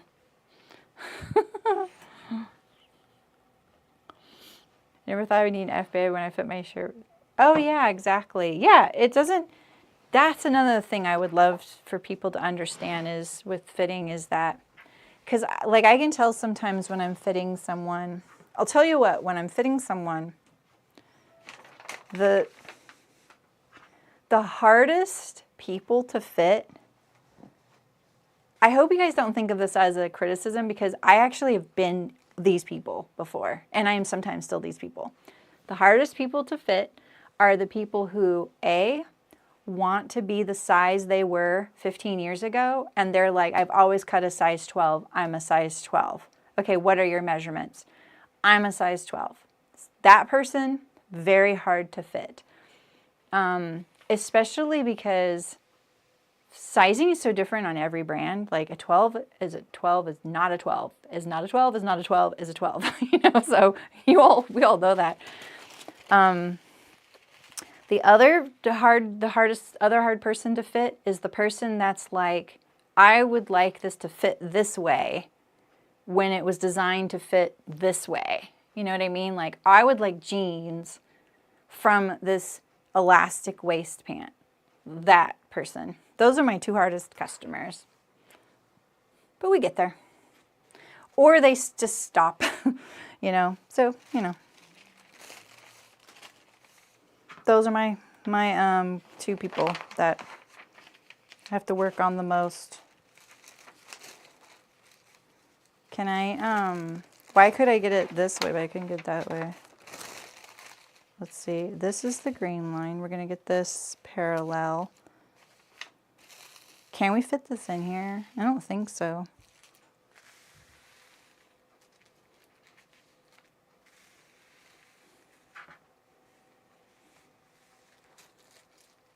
Ooh, apple picking. I used to have an orchard. Oh, loved it. A lot of work. A lot of work to use it all. But yeah, I bet people are there. I think I missed of course I missed the peach season. Such a bummer. You know what I want to do? I want to go like this. Don't do it. What else could we get in here? What do we got? We got lots of pieces. We got your big pieces and your small pieces. Okay, this is interfacing. This is pocket lining. I will close my blue. It is closed. Okay, we have this interfacing, this, and I'm going to do this in lining. Okay, these are all our pieces that are left in self.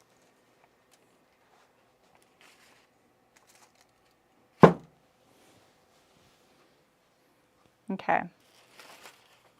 Because I don't really like it when I should have cut this really early on. This is one of the bigger ones.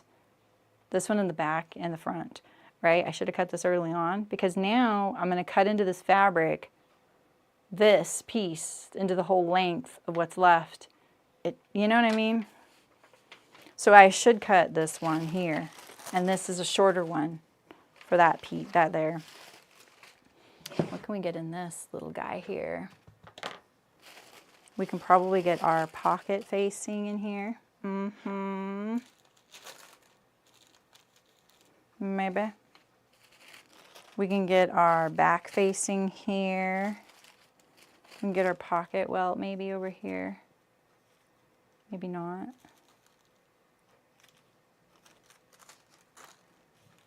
Maybe. And then we have this collar, which isn't going to fit here. All right. Let's see how it is. If we open this up, we could get one under sleeve.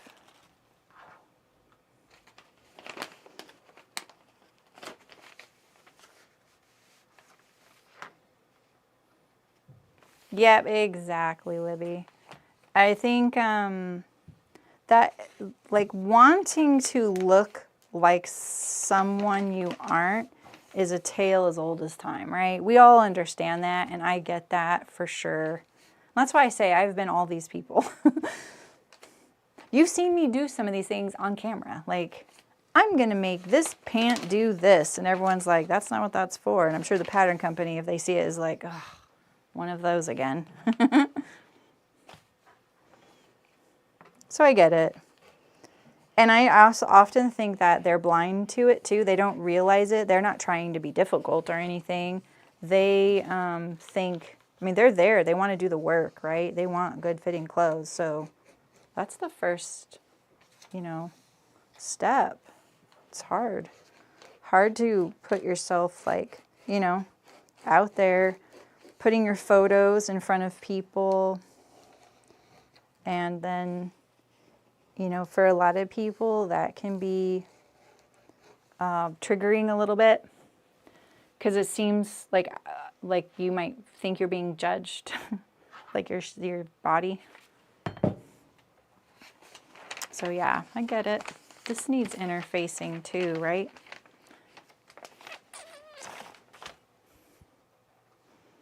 Okay.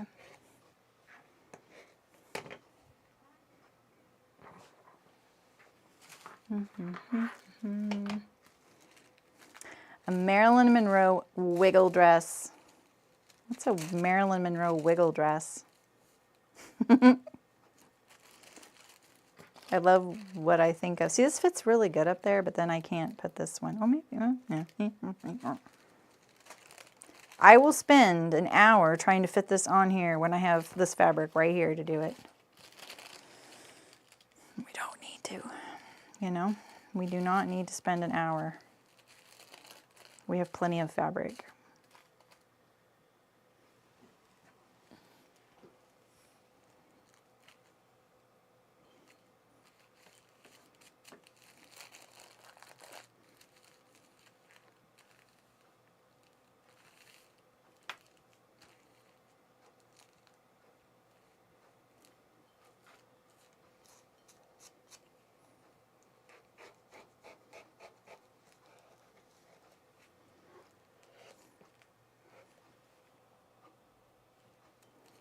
Thinking about the nap on this piece. This is the welt for the pocket. Just making sure that it's the bottom half of this fold that is what shows. And I'm pretty sure it is. Oh, this moved. This moved just now. When did you move? Well, just don't. See, do you see that? Just look at it. I'm just barely touching it and it moves, and it's the nap. The nap makes it travel. Because it's like, you know, it's like a pile, right? So if this was the bottom of the fabric and it's all these little, you know, it's pile. It's like fur sticking up. And it wants to lay down one way, you know. I don't really need this to be pinned. I'm going to.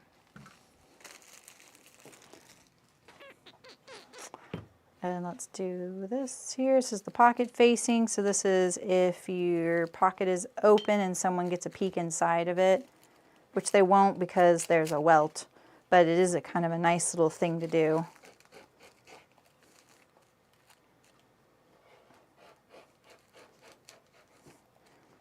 If you're one of those people like me that puts your hands in your pocket and you go, like, you're gonna do the little like thing.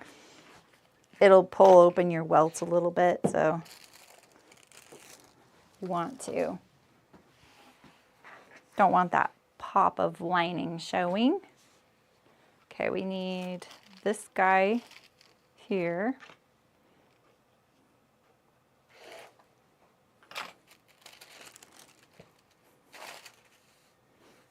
Make sure there's no dents in our corduroy.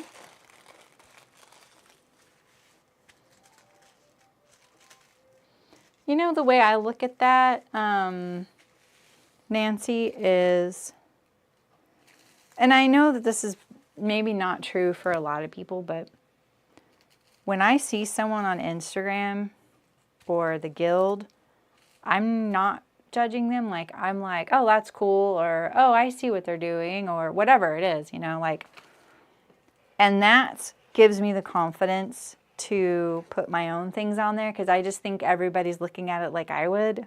I know they're not, but I don't really care. Weirdly, that Taya dress that I just sewed last month, that got the most, what do you call it? It's not like anyone was body shaming me. Nobody was body shaming me at all. But people were body shaming themselves in that post, and it was making me kind of mad because I don't put up with that. Like, that's not okay to me. You can't do it to other people. You'd be out of here, like, forever. Nah. But you also can't do it to yourself. I won't tolerate that either. And there were so many people going, oh, that dress isn't for me, I'm too old, or it's not for my body type, or blah, blah, blah. I get it. I don't think every pattern is for is easy to fit on every type of person or body. But the thing is, that dress, I proved in a weird way, like unintentionally, that I didn't think that dress would work on me either, and it did. It worked great. I was kind of surprised, you know, mainly because I didn't think, I didn't realize that double dart shaping was there, and that was key, right? So I don't know. I literally said in the post something like, not to say something like that, and so many people did. I don't know. The Taya dress. I did it in August. And it definitely was a very specific style of dress. Really cool. I've always wanted to wear a dress like that, and I ended up liking it a lot. I made another one right away for myself. So yeah, look at how much fabric I have, you guys. Terry, would you like to make a vest out of this? Look how much I have left. Every little like wrinkle shows on camera. I can't even see those wrinkles right there in person. It's the lighting. Yeah, there you go, Sylvia. And I think that's one thing that I didn't realize until later when people were like, I really love the guild because all the people that follow me on Instagram, they're not sewers, and at least here people are like, oh yeah, yay, good job, you know. And I forget that like everybody who follows me is into sewing, right? But yeah, not everybody in your, if you have just like a personal account, it's not your profession, right? So it's a great place to be like, oh, finally, I can talk sewing all I want here. It's like an unintentional benefit. All right, which way should these go? Like, okay, let's talk about that in a second. This is the sleeve. I do, Terry. You make me want to sew more vests. I feel like you and I really started realizing we liked a lot of the same things when I made the Ozark vest.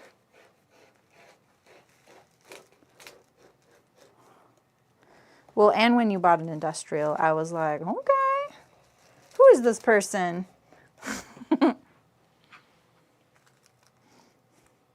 That was on Facebook when we had a Facebook group. And I remember you saying, well, I had to get rid of some of my other machines. And I was like, oh. Blame away, I don't care. I will fully take the blame for that. You're welcome. Okay, let's think about this collar. What if we are wearing this collar, how do we want the corduroy to be? So this is the lapel, right? And then the collar comes off like this. Okay, do you see it? Do you think that, see, here's the, let me sell it a little better here. Okay, do you see the collar? Here's the outer edge of the collar, and here's the lapel. Would you do the corduroy stripes like this or along the length of it?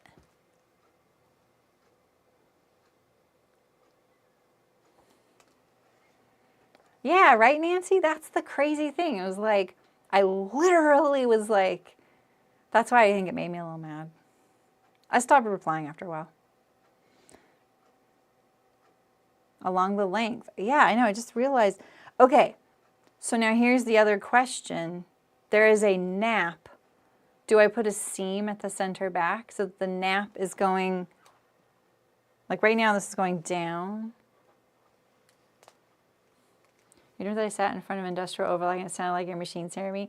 Oh, the industrial overlock. Oh, sounds so good. Terry's going to get one someday. Yes to seam. Sylvia's the only no on the length. I'm planning a blazer with a matching vest. Oh, so I vote. So maybe I should just do a vest, huh?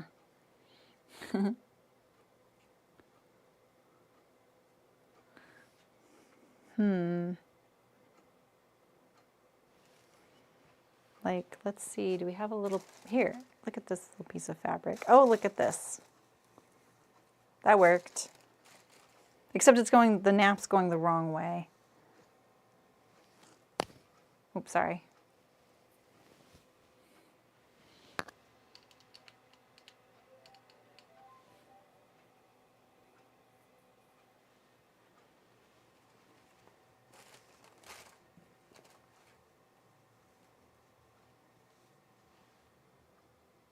Yeah, I think you guys are right. I think the length is the way to go.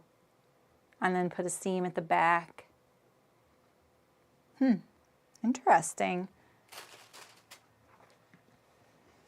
I didn't expect that. I didn't even think about that when I was giving you my collar lecture. You guys are such sports letting me lecture you. You didn't come here for a lecture.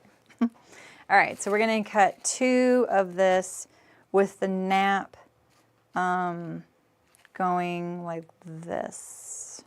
So we want the grain line to be like this with a seam line, with a seam. What do we have here as far as fabric goes? Boy, that would have been perfect in this spot. Oh, it is in this spot. Okay.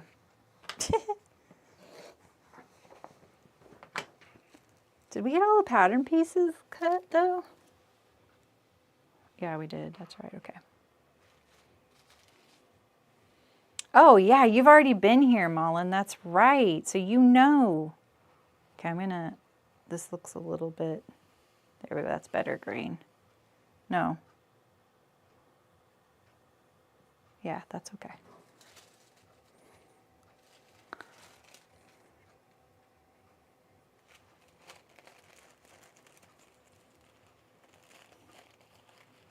Okay, we're going to do like this. So do we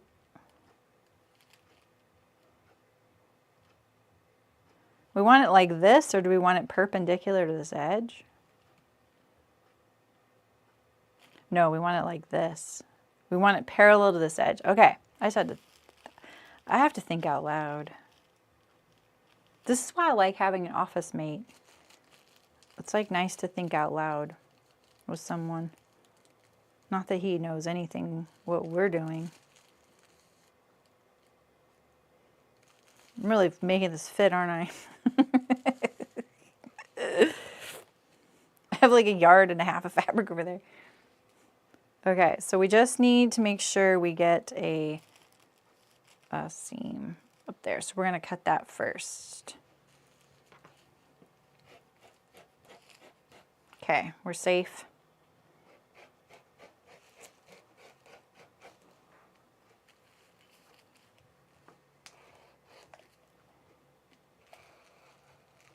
Ooh, ooh, very close there.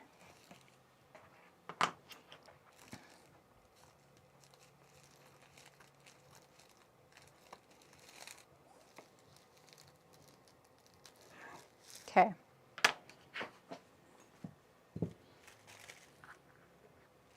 Oh, I like that, Sylvia. That's a great saying. I love that. Okay. So I have quite a bit left. I'm going to make some short shorts.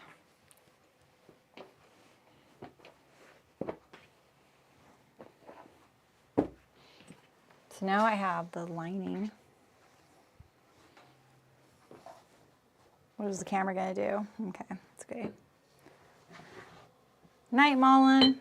Yeah, I'm really moseying today. But you know what? I would have been doing this with off camera. So thanks for just hanging out with me to do this.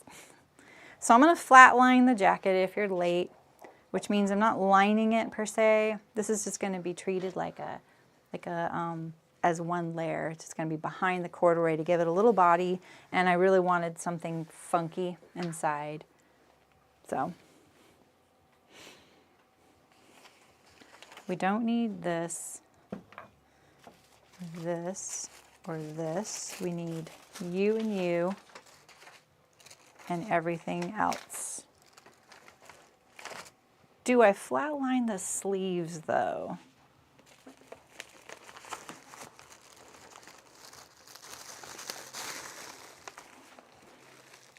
We don't need this.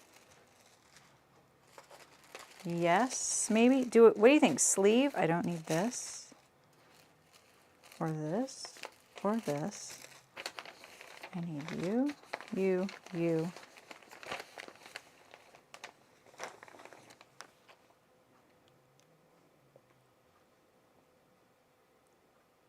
Yes.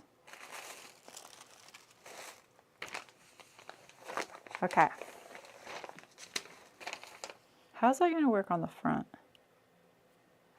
We're just treating it like one. We're not overthinking this because there's going to be a facing. Never mind. I'm not lining it, Libby. I'm just going to flat line it with quilt. This is quilting cotton. I really wanted a unlined blazer so that I could make it take as long as possible so I could bind all the seams.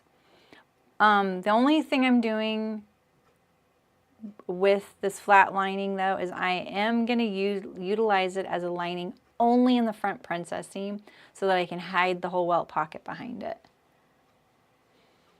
It is not slippery. Yeah, right? I know, slicker sleeves. I'll think about that. I can always cut those by the time we get to the sleeves. Because we'll have the body to feel like, right? Yeah, okay. We don't need any of this. We can put this in our bin. Although, do any of these need interfacing? I feel like the welt could utilize you too. And you. Okay, we'll put this in the interfacing pile. You can go over here. Let me just start organizing the bin a little bit. Take the interfacing out. All right, and we're going to think about the sleeves. So tomorrow we'll do the welt pockets first. Oh, sorry, Libby. Yeah, no, you were right. You're right to ask that.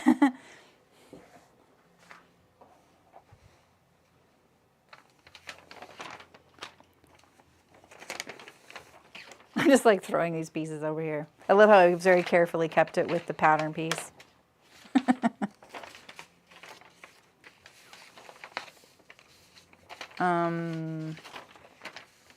And I am just going to go all the way to the hem. I'm not lining this at all. Like I really am just going to flat line it.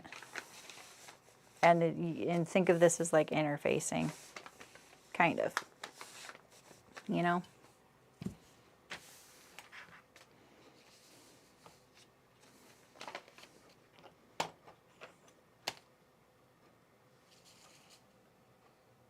Ooh, kind of nailed that.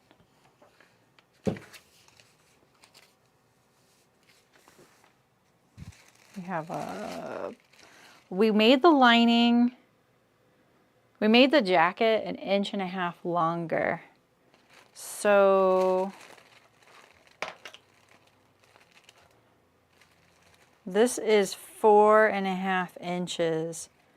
So we could let out 1.5 inches of this lining and make my pocket a little bit longer.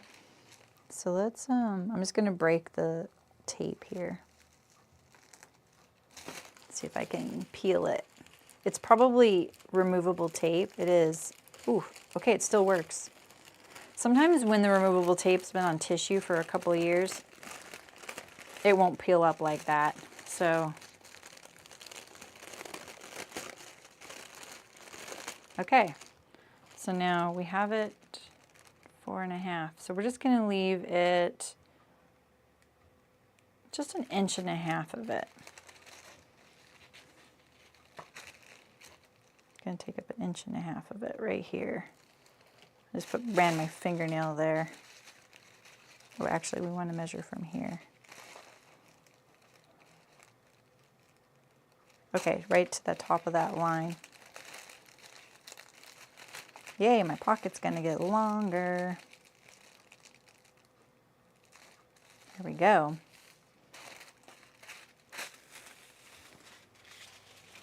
That's kind of exciting. Okay, we can put this under collar here.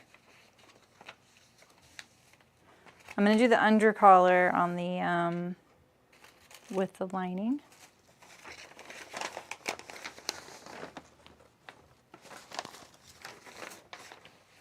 Can I really just not fit one more thing here?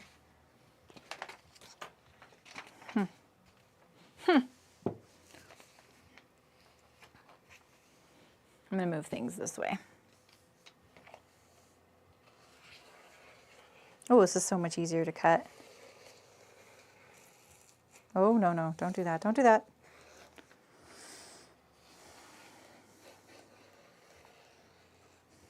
If Rayanne were watching, she'd be like, "You're breaking the first rule of Saremy's rules." Never cut around your pattern pieces with the rotary knife. Oh man, do I have a nick in my blade already? You saw me put a new blade in. That's annoying. What did I let it touch?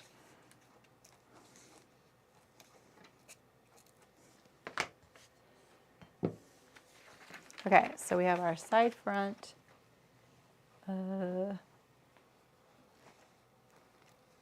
front. Boom.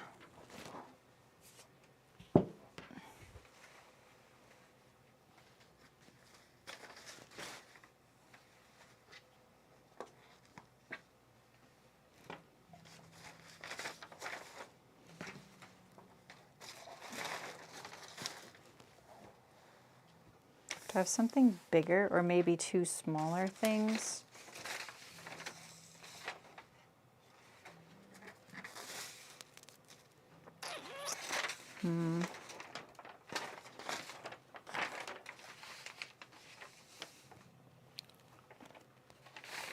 I just need to stop trying. I just can't help it.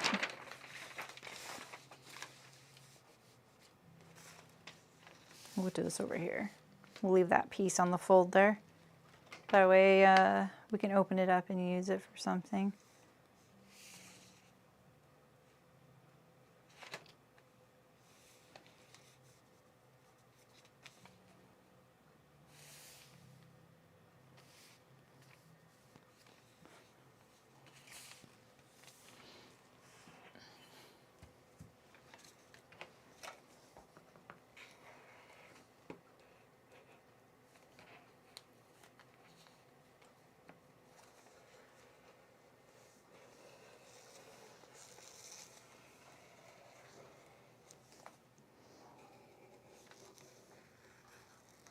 Oh, darn it.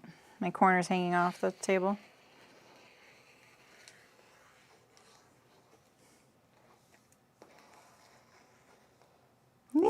Almost. This is so odd. I would never do notches like this, but I think I changed them somehow from the pattern. And when I was looking at the pattern, I was like, well, there's even more. There's like one more. I don't really like doing a lot of notches around the bust curve here. Just like, I like one right here, and that's about it. That's enough, and it won't weaken it at all, you know? Okay.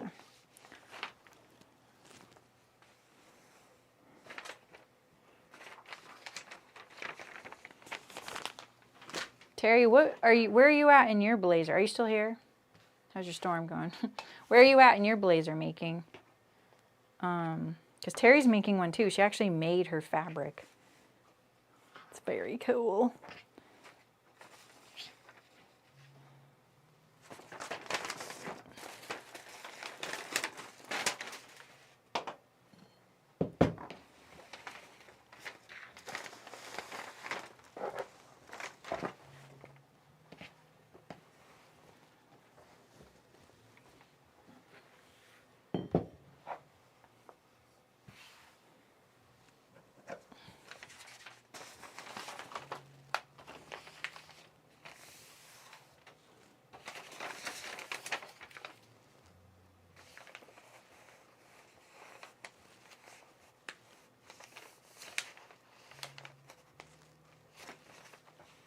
It's like a game, right?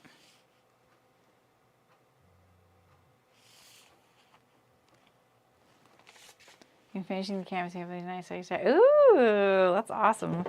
I can't wait to see it.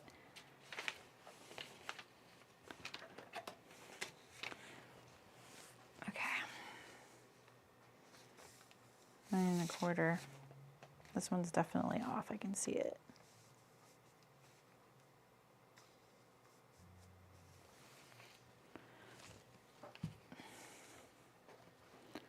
So now I have that 2 pieces on the fold. I could do my pocket over there by opening it up.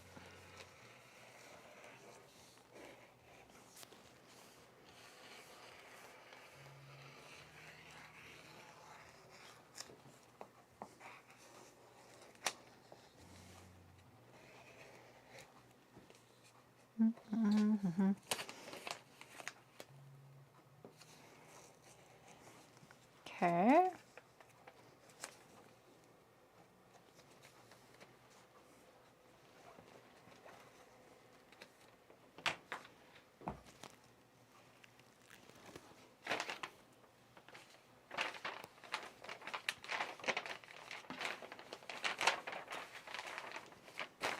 Oh, come on.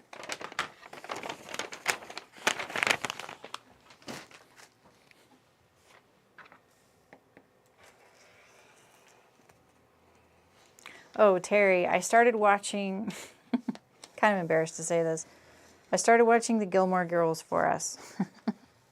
I'm going to document every blazer in that show. I think I have to wait for Rory to go to college. She's wearing a school uniform right now.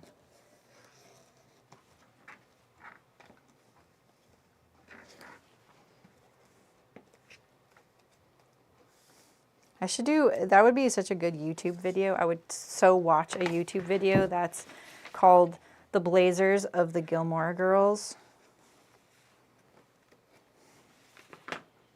Am I a weirdo for that? Like, I'm not even really that into pop culture stuff. Yeah, I know I'm going to a Billie Eilish concert, but that's different.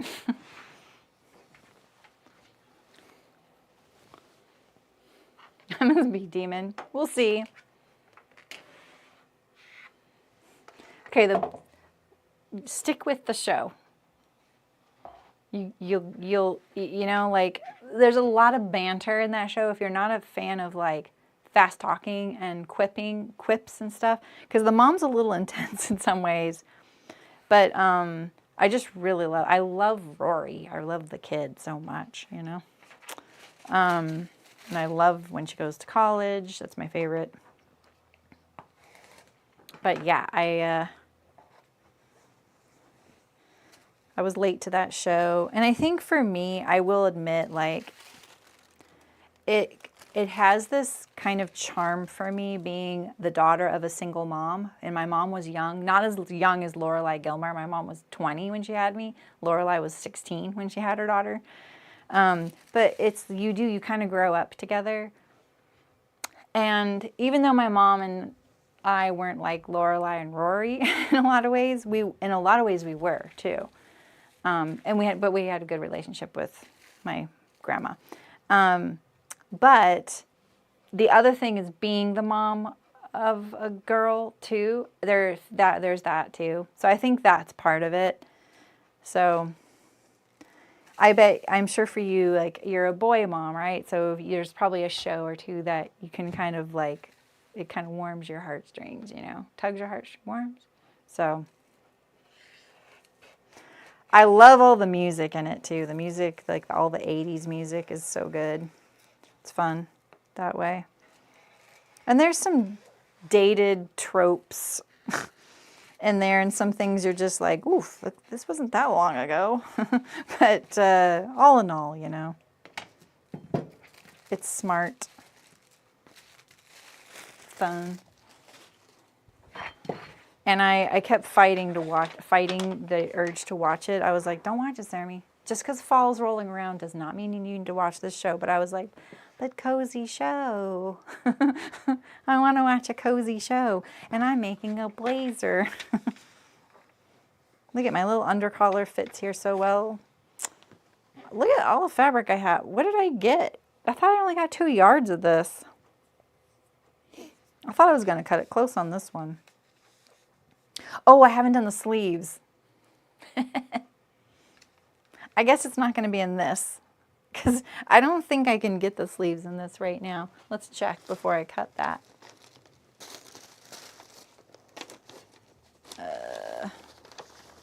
Where are they?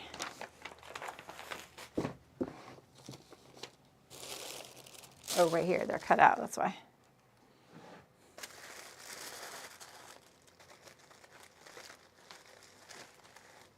Right? Yeah, there's no way. Okay, so we're not getting sleeves in this. And that wasn't my plan when I bought this fabric. I just wanted to flatline the body, so it has served its purpose. So that's good. So we'll do our under collar. We may not like this as the under collar, but you never know. So I'm doing it on the bias, but I'm going to put the bird upright this way. I did it right. I was kind of second guessing, you know.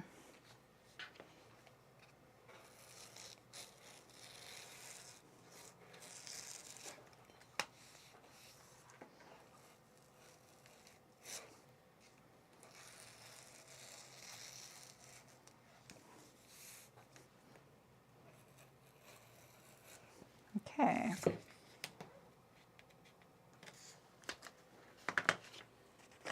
Yeah, I think they need to be out of something slippery too. I have no pins in this room. This is it. I have 1 T-pin. It's pretty slim pickings over here. I need to restock that thing. They just, you know, they migrate to other pin cushions, so. Okay. So this is our waist right here. All I have left is interfacing, but I'll probably call it there and do my interfacing. So I can also make sure I got everything correct. I don't have streamer brain. Yes, exactly, Anne. That's what I mean by flat lining it. So I'm just going to treat it as one. Because normally with a blazer you would also interface the whole front, and I'm not going to do that. I will interface the facings.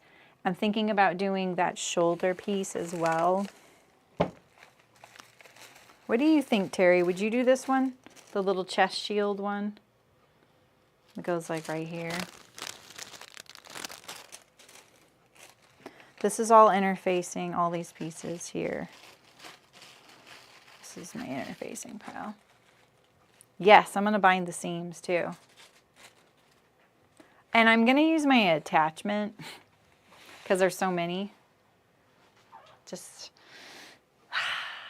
I've never bound corduroy, so I'm hoping it'll work in the attachment okay. I think it will. If it doesn't, we do Hong Kong finish instead. That's what I thought, Terry. Okay, cool. Thank you. Okay, I'll pull that out. And then for my interfacings,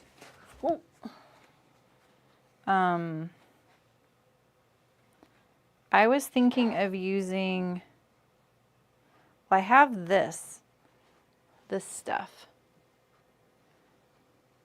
Would you do your, well, I don't have 2 going the same direction though. I would just normally just do the tricot for everything, to be honest. I have black and white here as, I just pulled everything out. I also have this stuff. This is like a knit interfacing.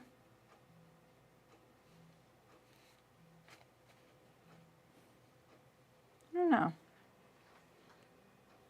You watch The Nanny? Mad Men? You started watching Mad Men. That's funny. The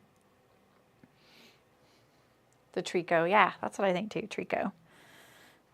I was thinking the black, because I don't get to use the black very much, and I think this is better than the white, because I think that black doesn't get used nearly as much or sold as much, and the black is still the good stuff. You know what I mean? Because I think the glues changed after the whole panini. And glue has not been the same since. I think it's changed on Scotch tape too. Oh, that's kind of a comfort show for me too, Anne, but gosh, man, they have the exact same phrases over and over and the same issue over and over. They never leave the office. I'm like, I need some variety. What about Call the Midwife? I watched that. I was so excited there was a new season on Netflix, at least. I also have this. This is more my vibe. I'm going for hot pink and the light blue. So shout out to Tiffany. When I said this, when I opened the Guild neck, she had like 50 links to fabrics that were perfect. And when she showed me this, I just had to get this because I loved it. Because look, it's like, looks like it's all embroidered. You couldn't get into that one. Oh, I love the people stories. The narrative. Yeah, I did, Libby. That was awesome. Why couldn't the bell pepper join the archery team?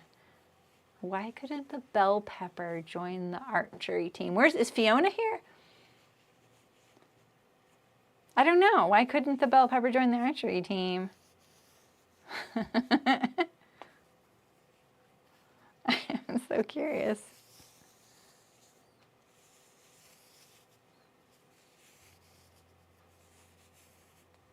Really? Oh, I love her. She's cute. Lewis Litt drives me crazy, though. I just want him to grow up. It's not endearing anymore. I'm like, no. I know it's supposed to be cute, but... I know, Walter. He better be typing.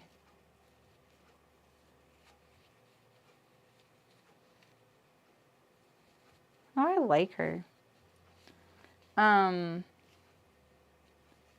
don't know much about her, but... I mean, I know who she is. You don't need to tell me that, but... She didn't have a Nero.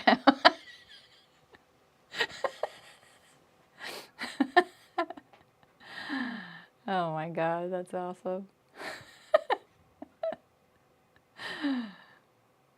I don't even think that's a dad joke. Good job. We need to tell Fiona. Fiona's daughters and like competes in archery.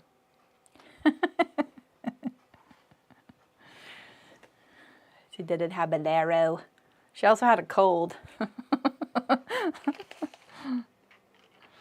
All right, you guys. Well, tomorrow we're going to start sewing. I'm going to get the interfacing cut, and we'll do the welts tomorrow. We'll probably assemble the whole jacket tomorrow.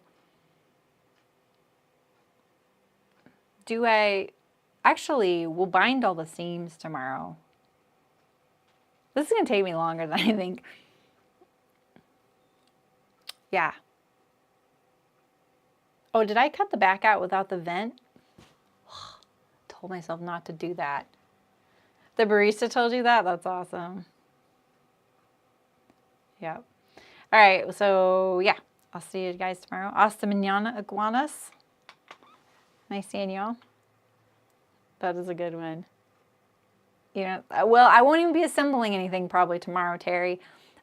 Terry, I think this is what I'll get to. I think I'll position all my pieces, like put the lining behind, unless I do that today. I'll bind all the edges, because I think I'll do that before I assemble it. It'll be easier to put it through the attachment because of the corduroy. And then I will do the welt pockets. And then maybe we'll be able to assemble like the structure of it. So you're probably already ahead of me. You'll be ahead of me. So, yeah. I'll slow down for you. All right. Yep. I'll see you guys tomorrow.